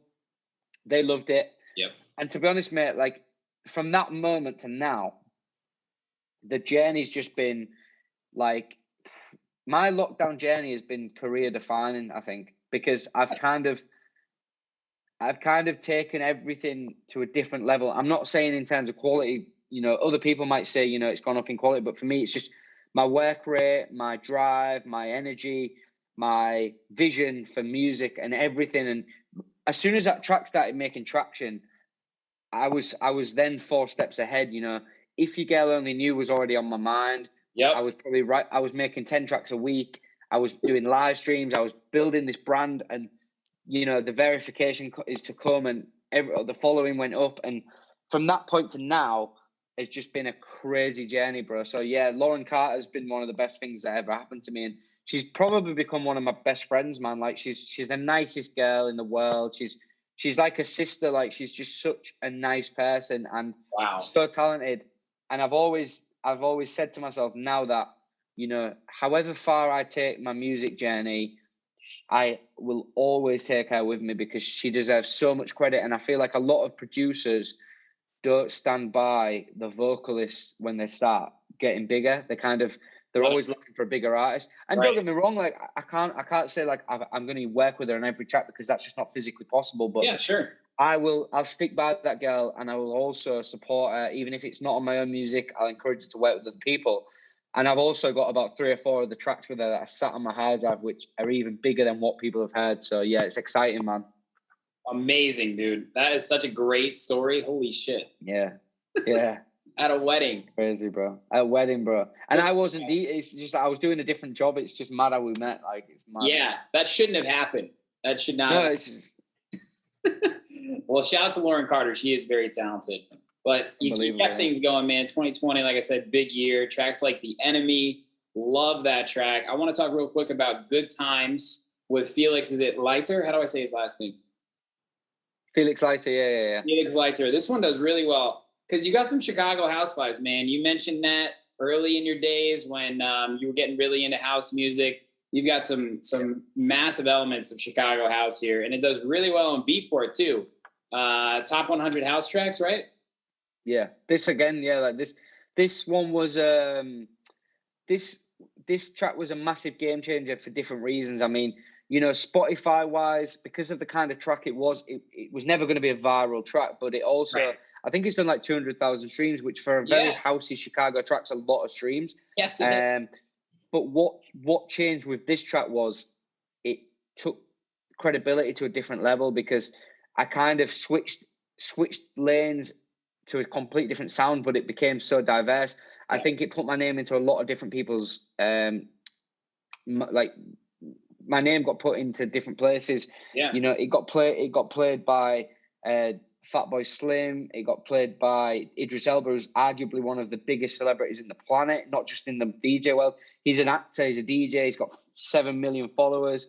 But he also, what made it even better was he played it on a Defected live stream. Oh. So obviously, it not only put us on his radar and the global radar, it also put us on Defected's radar, and it also, Defected was putting it in their playlist. They was putting our names on the YouTube, so that gained a lot of traction. Credible record labels were starting to reach out, and the Beatport success got my name on the radar. It didn't get the streams, but it definitely got the traction, and it gave me a lot of more credibility and kind of a different angle to do things. That was probably the most crazy thing in 2020, because although the streams on the other tracks were amazing, I feel like the thing with streams is a stream's a number. Like, it's amazing. Obviously, everybody would love 5 million streams over 5,000, but of course, you can't physically see how well it's doing. You don't see people listening. You don't know where they're listening. Yep. But when you hear a massive global DJ play your record on one of the biggest, like, realistically, Defected's probably the biggest house brand that everybody knows. Oh yeah. So like, to get your track on their stream by one of the biggest people in the world is like, wow, that's a life goal. That's not even a DJ goal. That's a life goal. Like, that was a career defining moment. Again, cringy to say, but like, it changed a lot of things. And it also, I think what these things did was, to me, it gave me the confidence to realize, hang on a minute, like, I actually do mean business now. Like, this, like, 2020 was the year where, I guess kind of things got serious. Not serious in the sense of like, I'm still having a laugh and I'm still taking it like for what it is, but like realizing, maybe there is a lot of potential for me to actually become like something pretty, like, not big, but like something credible, and I can make a long-term career and a reputation out of this, Absolutely, brother. A little bit of acknowledgement goes a long way. And I think that's a really good point about streams. Having a song that does really well on Spotify specifically sometimes has so much to do with timing and playlisting and everything. But when you have a track on Beatport that DJs and producers buy, right? Like, I'm purchasing this song so I can play. And if someone like Idris Elba plays it on a Defected stream, it validates you, man. It validates you. So congratulations on that. I hope you're still riding that way. You should forever, man. Like you said, life goal right there. But you kept it going, man. Like, Freak Like Me. This one does super well on Spotify too. Love that track. Mood, everything about this track works in my eyes, man, because you're putting that Ben Rainey spin on a uber popular track, like TikTok viral type shit. You know what I mean? Like, why not catch that fucking wave? And you did such a good job of kind of recreating it. And that kind of leads me into one of my final questions about your music. Ending 2020 with Mood, Him and I, and then coming into 2021 with Say My Name. And you mentioned this in a lot of different ways too. How did you kind of decide, okay, these are the originals that I want to remake? And then how do you try and make it original in the sense that you're recreating an original? Do you know what I mean? Yeah, very good question. Yeah, just touching on that Mood track. I mean, you mentioned the TikTok. You mentioned the TikTok thing, and I think I was late to the party with TikTok, and I still am. Like, I don't really understand it, but I'm starting to grasp that it's a big thing and it's not going anywhere. So like, one thing that I would say is like, don't sit on things for too long. Like, Clubhouse has just come out. People need to get on Clubhouse and experience it. Even if you go on it and realize it's not for you, you need to make the move, because TikTok is like for example, like, you're probably going to ask me, but like, moving forward, making tracks for TikTok and TikTok viral tracks is going to be something I probably will be doing. Yeah. But like that, the mood track was kind of a test of that water of like, look, like, it's not my usual kind of track. It's not really piano. It's not really me, but I'll try it to see if it works. And it did well. Him and I was, again, a good piano track, but then I'm a Halsey guy too. I have a soft spot for Halsey. It's like my celebrity crush too. Yeah, that's the thing. You've got to try these things. And, going back to the formula and how it all works, I think because I grew up listening to that much, like, old school R&B, soul, funk, classic house, 70s, 80s, I have that much music in me. Yeah. I have to, like, I have a list longer than, I've got a list of pages and pages and pages of tracks, just random old tracks that could easily get covered, that have never been touched. And I gradually just chip away at that. Like, I've got so many good covers on my hard drive, some things I can't really speak about, but I can say that things are hopefully about to level up, like, massively. Like, I'll tell you when we're off the air, man, and you'll be like, wow, like, like, put it this way, the covers and the recognition that they've got me and the people that I'm now speaking to are just like, I recommend going down that route to anybody, because getting original vocals and getting good original vocals is so difficult. Yeah. It's super difficult. Whereas actually, you know, some people might say it's a bit lazy, but getting a good cover is a good option. And at the end of the day, it's not like you're ripping off the song. You're completely writing a song underneath that vocal. Like, none of the tracks that I've covered have been anything like the original. Like, it's a completely blank canvas. Right. For the covers, I'm kind of always just like, what I usually do is like, I'll get the ideas. I've got all these ideas. I'll try and find an a cappella of, you know, like an old school kind of, I'll try and find like an old dodgy a cappella of the original. And then I'll start maybe like creating a bit of a vibe off it. Like maybe get some pianos down in the same key, get like a kick and a clap, just like a basic drum beat, even if it's just loops. Right. And then I'll make like a really basic instrumental. And by that point, I'll kind of know like, yeah, this could work or maybe not. And then if it's going to work, I'll export the instrumental and then I'll export it with the a cappella on. And then, for example, if it's a track that I'm doing with Lauren, I'll send it to Lauren. I'll say, look, what do you think to this? Do you reckon we could do it? And to be honest, she never says no, bless her. She always says yeah, because she loves it as much as me.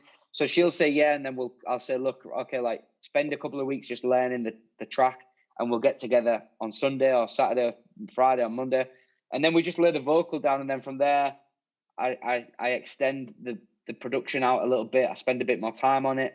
I get the vocal where as good as I can get it, and then I'm happy with it, or sometimes I'll export it out to like a mix and mastering engineer, and I'll get them to kind of clean the bottom end up and get it sounding a little bit tighter. And then you've got the end product, and then it's just a case of, you know, obviously I'm working with the latest sounds a lot, but I'm not exclusive.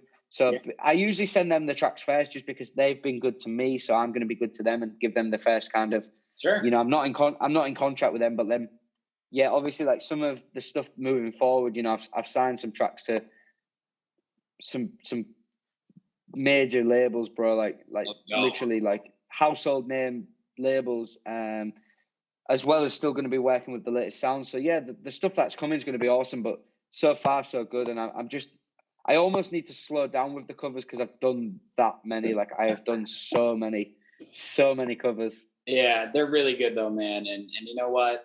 They work for you. So continue to do what we've been talking about, man. Like you're literally the Autobahn right now. So if you got to go to the far left lane, go to the far left lane. If you got to slow down and go to the right, do that, Ben. You're versatile, man.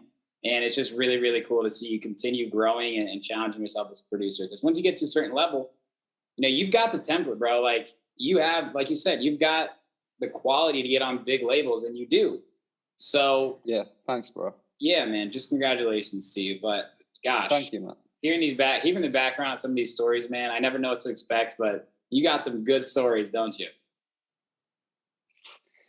Bro, like I feel like there's so much more as well. Like everything's got a story. I've done some crazy things, and you know, like it's all part of the journey though. And like I feel like at times I was kind of doubting it and doubting the journey, but I feel like that leads me to where I am now, and you know where I'm at now, and the conversations I'm having, and the excitement, anticipation, anxiety of wondering, like, is it going to happen? Like, is this the time to, like, are we going to another level?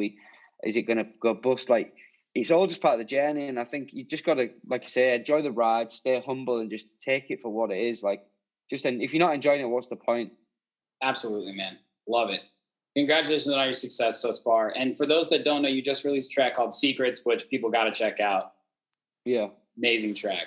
Thanks, bro. What I want to ask you about next, man, is how you've really expanded your brand to become so much more than a DJ producer. And like I said in the beginning, I think that's honestly necessary these days. People don't utilize the best tool in the world as much as they should, and it's called YouTube. And you have just taken and ran with it, man. You've got tons of different types of content. And I'm going to tell you, man, like you said you look after James Hype when it comes to certain stuff. I look to you when I'm trying to develop new YouTube content. I shit you not, man. I will send you my YouTube after. I've got live sets. I've got interview clips. I've got different types of content that I produce. And I'm just trying it all. And it's just so cool to see you do live sets. You got about 30 different theme sets. You are such a beast. Piano House, disco, funky, old school UK garage, feel good anthems.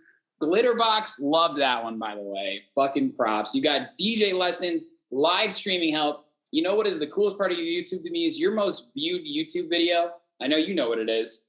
It's how to set up a live stream. 90,000 views, dude. Yeah. You want to talk about making an impact to people that need help? That's 90,000 people that said, I want to live stream. I have no idea how. And you explained it perfectly. And that's not easy to do. So very cool there. Can you believe that I got that many views on something so simple that you're probably like, I'm going to try this?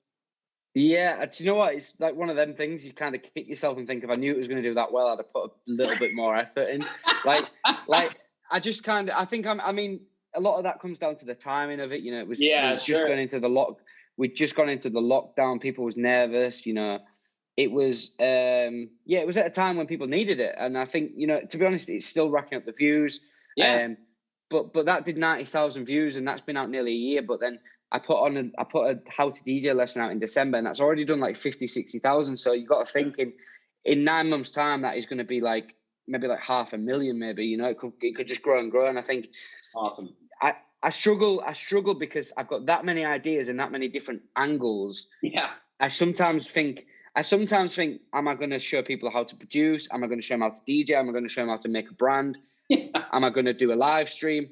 I mean, the only thing I've been consistent down the middle with is the live streams, because obviously on a consumer level, they are the most popular things. Even though the views might not be as much on each video as that video, overall, if you add all them views up, there's probably like good couple of mil, you know, like there's a lot of views there.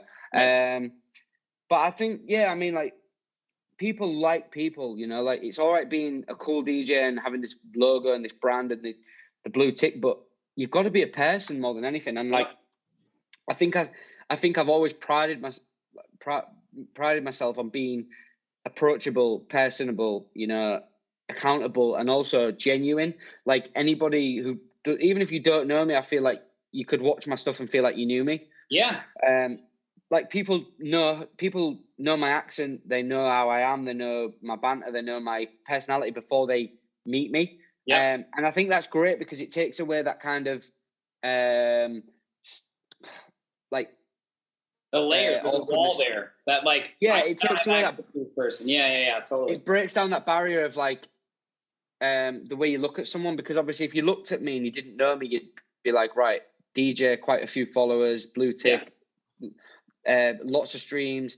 You might think like I cannot approach this guy, I can't get to him, but I'm the complete opposite. Like, I like it. I reply to people, I speak to people, I help people, and I think that will, in the long term, take me so much further as a human being, and the respect that I'll get for that over, you know, maybe the people that ignored your message. And I don't care what anyone says, you know, like obviously you can probably get to a certain level where it does get a little bit chaotic, but you can see your DMs, you can see the message requests, you can see who's messaging you. Like, unless you're getting 100 messages an hour, which not a lot of people are going to be getting, bro. Like, obviously, big, like Calvin Harris kind of guys, I understand, but like, they have teams that sit on their social media accounts. Everybody should be more accessible.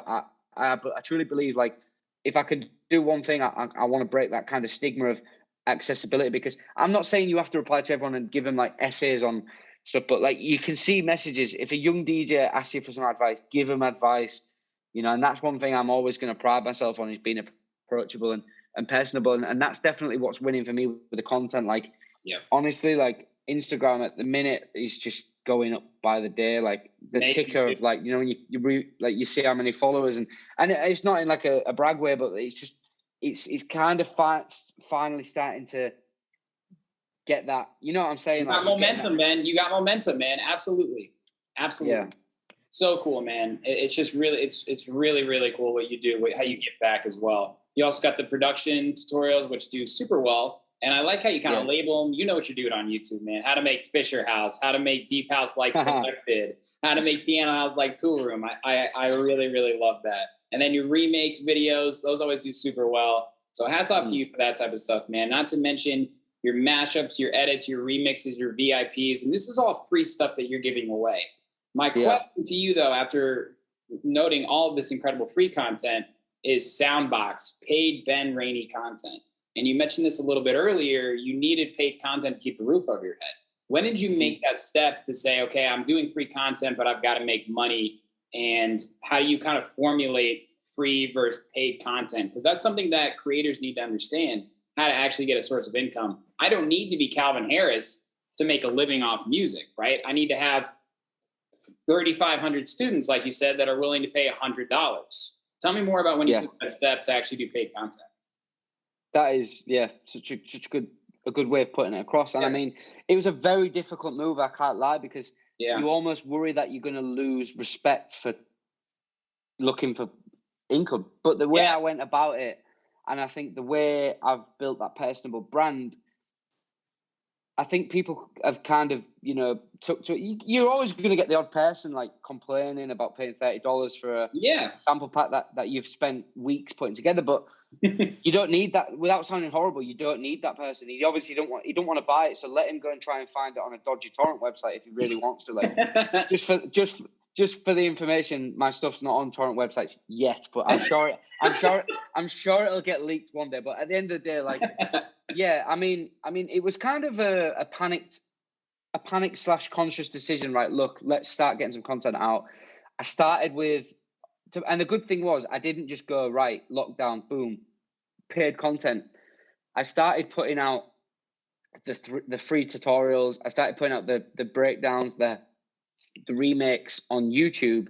I started giving them away for free, building up a rapport, building up an email list, building up a bit of a reputation before I started paid. And I still give things away for free now. Like, not everything's paid, don't get me wrong. Like, I give away lots. I think it's like getting that balance of like, look, if you want my premium assets, like the things that actually make me like viral tracks and, my skill set, at the end of the day, it's taken me years now to get like 3 or 4 years of not just work, but I've also invested so much money into courses myself. I've invested money into engineers. Like when I first started, I used to go and sit with like bigger producers.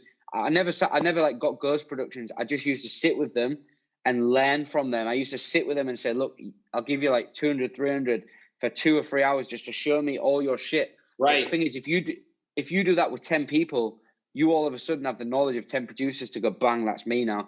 And obviously I've accumulated all this and now I'm giving it, So like, and the thing is, my stuff's not expensive, bro. Like literally you said $100. My stuff's like $30, $40, bro. Like I sell courses. I sell them. You get 3 for the price of 2.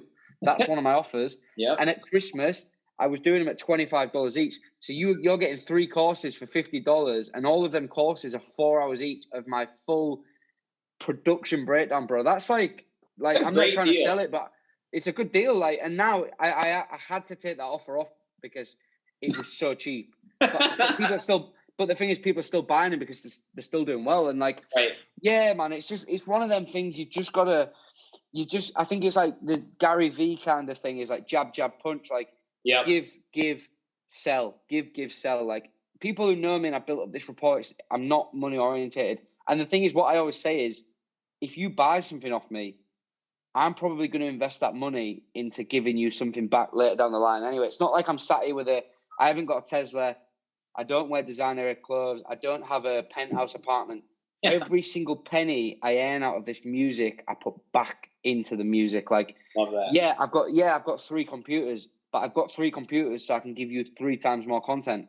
It's not to try and impress anyone. It's to work harder. Like, I'm so driven in a sense of community and helping and mentality and like, I want to make money like everybody else, but I don't need more than anybody else needs. I don't want flash things. I want to give back.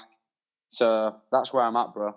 Amazing, dude. Amazing. And I think that's so important. It's something that I've tried to think about a lot more as a podcaster. And I do have another income as well. I have a day job, man. And I know exactly what you mean. And, well. What do you do for the day job, if you don't mind me asking? I work in logistics and transportation, third-party logistics, truckers, shippers, oh God, it's a lot. But it has given me the financial freedom to not put so much pressure on everything else. But now I'm starting to think, okay, what is the future with trying to monetize premium content for my podcast or for my brand? And it is strange to try and ask people that are real fans to pay for certain things when you feel like, I've given it away for free for so long. Like, Are they going to think differently of me? Am I going to lose fans by asking them for pay? But the fact of the matter is, dude, especially in the podcasting world, and I'd love to talk to you more about this since you're going to be starting a podcast. Yeah.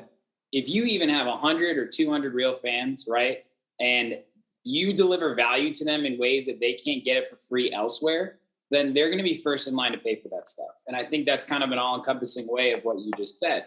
And I really want people who are listening to this to understand that it's okay to ask for money for the work that you put in. And that's such a backwards thing in our industry. You said you didn't get paid for gigs so many times. Me neither, man. Labor of love, right? And we just do it, and that's got to change. So I understand what you're saying, man. Jab, jab, punch. I haven't heard Gary Vee say that, but that's good. Yeah, no, do you know what it is as well? Like, in giving a bit of context to what you're saying, I think, you know, once you build up that rapport where it's like, you know, I'm not, like, it's quite evident that me and you are not in it for the money, but essentially for me to be in this game, I have to make money. So once the gigs go and once, like, you know, things are not as slow, I have to make money. And I think a lot of people kind of respected that and supported that. But the good thing is, because I do put my heart and soul, like, I don't just put a course out there for the sake of it. I probably recorded 3 or 4 courses and they'll never see the light of day because I know that they're not. No, but that's because they're not up to my standard, and I need them to be. Everyone's got to be better so that you keep. Because at the end of the day, my mentality is not just I can give you an affordable price, but I want to give you things that you're going to come back for more. And I think I'm starting to build that reputation of like, look, I bought a sample pack, it was wicked. I'm now going to buy a template or a course or a preset pack, like. And I can see on the statistics, like, people, a lot of DJs, you know, they come back and there's guys that have spent like maybe like $150 with me on 6 or 7 different products over the last 6 to 9 months because I genuinely am giving you what I use. I'm not giving you something and saying I use it if I don't. Like, you know, for example, like some of the sample packs are literally straight out of, you know, tracks that I've used. Like, I just literally have gone through them all, spent a full day and gone, right, export that clap, that kick, and then compile them together for you, like fully processed, mastered, everything bang on, like. But the reason I do that is because I want people to be making tracks like me, and I want people to be on that level. And it's not like these samples are magic. You've still got to put the work in and make your own melodies and stuff, like, you know, like this. And like, even in the courses, I tell people, I explain to people, you know, this isn't going to kind of change your life overnight, you know, like this isn't going to be the best, this isn't going to define your career. Like, you've still got to put the work in because I'm only showing you my process, and no matter how many times I show you it, you're still going to deviate or you're still going to go left or right. Like you say, like, I've watched other people's tutorials but still not followed what they've done. You just don't, like. So yeah, I'm just trying to help people, bro. And like, I'm even looking at getting, like, you know, government funding. Because this thing, you can get like grants and like funding where basically if you're basically helping people, they'll pay you. So then that way, I don't even have to charge people. And if I don't have to charge people, I won't charge people. Do you get what I'm saying? Yeah, totally. Like, I'm like for the DJ courses, for example, I'm trying to make them free for kids and people under the age of 16. So that way I can go in schools, colleges, universities and go, here's all my DJing like stuff, take it for free. And then the government will give me a wage as such. And that way it's a lot easier because there's less pressure to financial incentive.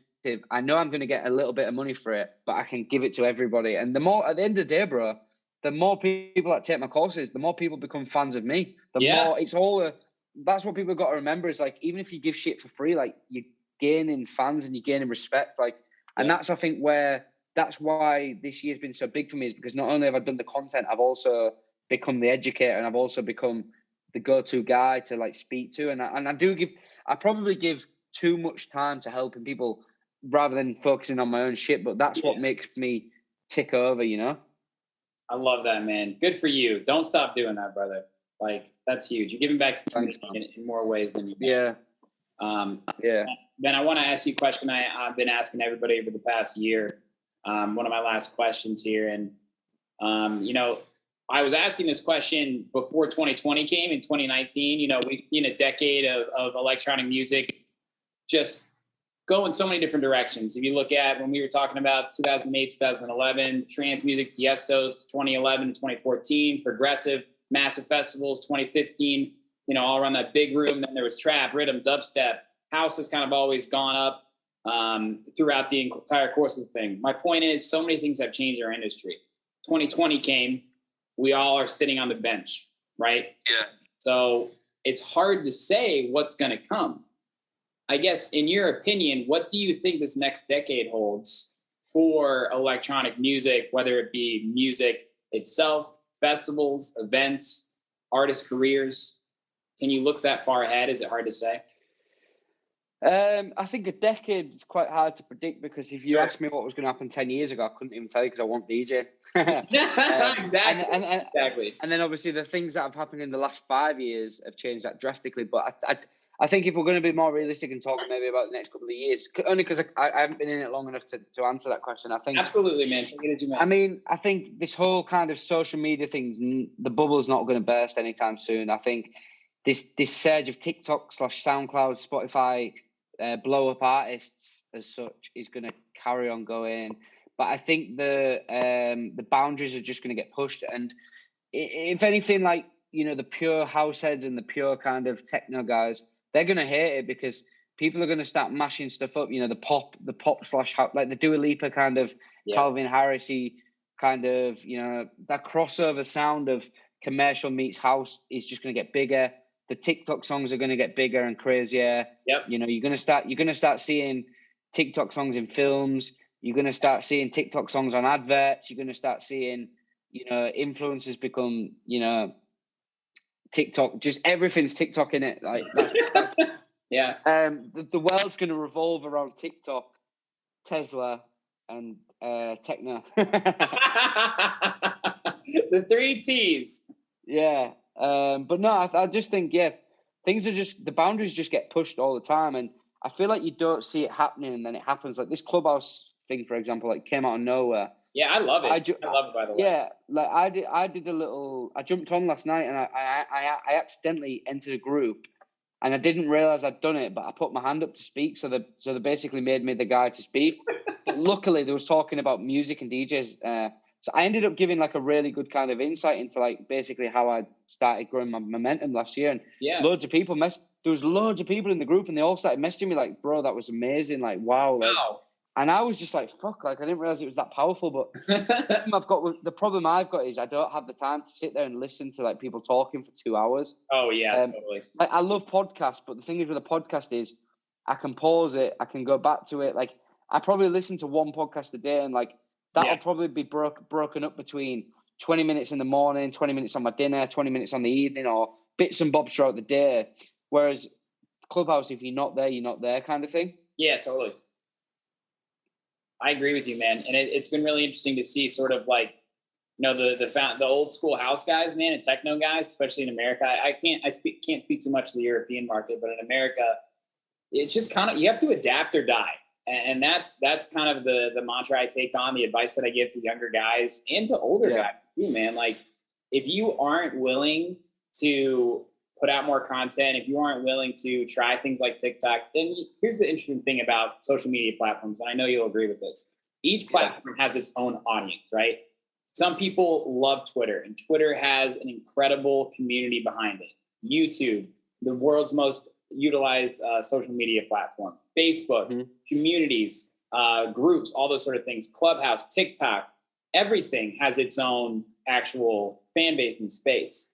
So I think what people are going to need to do is, like you said, the bubble's not going to pop for social media. It is a foundation. No. It is a pillar. So figure out where your actual audience is, whether you're in any type of music, and then try and just keep targeting them. And that's what I always think about is like, who is my audience? Let's target them. Let's serve them. Let's meet their needs. And then let's continue to grow like you've done with your classes, man. People are talking about you. And with social media these days and the oversaturation of the distrust and promotions and all of the phishing and everything that goes on, people are going back to the 50s and only trusting print media and what they hear from friends and word of mouth.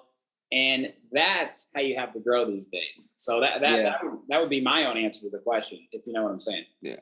I think, going on that, you're so right. And I think that whole building the community aspect is where it counts. Because yeah, I do have paid content, but every YouTube creator's got paid content. But the way they get you that your trust is by giving you so much for free. I think what I always kind of say is like, I probably give away 75% of my knowledge for free on YouTube. But the thing is, if you really want to get into it and get that extra 25% out of me, you are going to have to pay for it. And the thing is, like, it's taken me a while to get my head around this. But at the end of the day, like, I've got tools, what people want.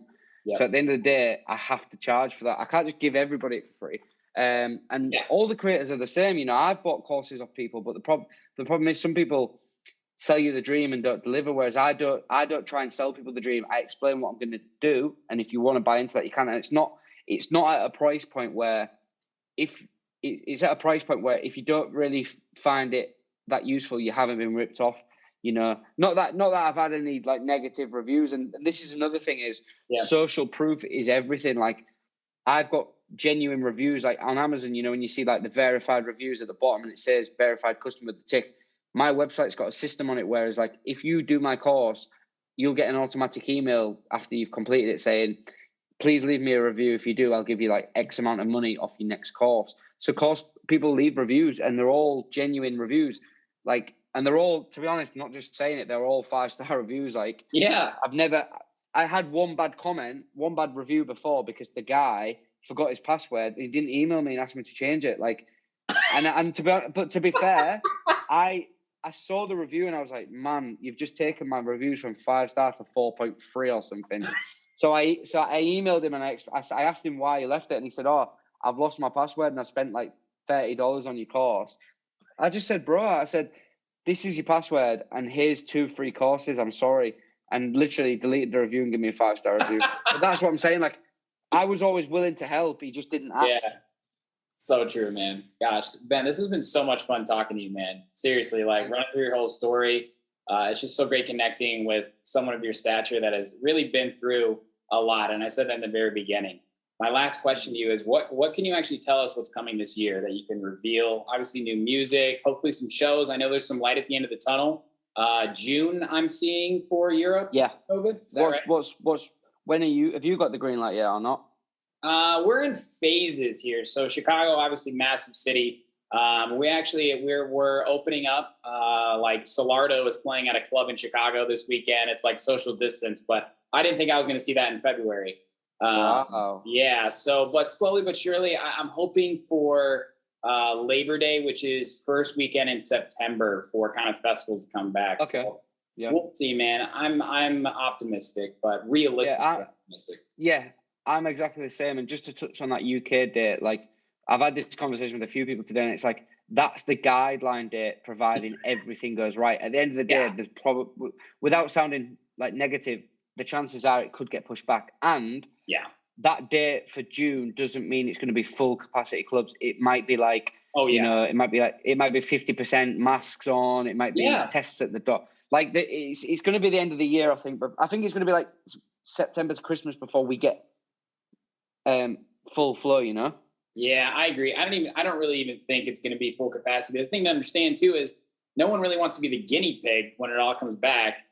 You don't want to be the cautionary tale, but at least you know what, man. Shit, it's been a year, which is crazy, but here we are. Yeah, here we are, bro. Here we are, man. But dude, listen, I got so much love and respect for you. You got so many fans in Chicago, by the way. Really? So many DJs here love your music, dude. Absolutely. I don't train up and comers here, but a lot of them reach out to me to want to learn how to DJ, and they always come to me with your mashups, and it's fucking awesome, dude. Seriously, like it works. God bless them, man. That's amazing. Yeah. That's like so humbling, bro, because you know when you sat here doing all these creative things and you honestly don't, like I said about the streams, like you don't see the volume. Like the thing is, and this is no disrespect to anybody, but I think I can see how many people have downloaded my packs and my tracks on SoundCloud and stuff, but a number doesn't show you the people. And I like to meet people and speak to people. And I think when I hear that off you, that puts so much more confidence and gratitude in me, because that's a real person telling me that real people are playing the music. Whereas when I see the stats, And I'm not going to lie, like it tells me, thousands of people have downloaded my packs, but Right. I can't see them people to know that. Like, if anything, you think, oh, that, like, this can't be true kind of thing. But when you tell me that, it's like, right, that just motivates me to do more and more. So basically, anybody listening, I'm going to do another pack of mashups to say thank you. Let's go. All right. I'm glad. Let's go. I mean it though, man. You have a big fan base here, and you got a big fan right here as well, brother. This is truly thank you, man. I appreciate that. Thank you for taking the time. Thank you for sharing your story. Thank you for opening up. It really. Thank you, bro. Thank you for having me. Of course, brother. I'm gonna end the recording, but I do want to talk to you for a second afterwards, okay? Because you've got my curiosity, that's for sure. Cool, man. All right, Ben. Thank you so much, guys. Thanks for tuning in. For everybody who watched. Thanks, bro. Peace.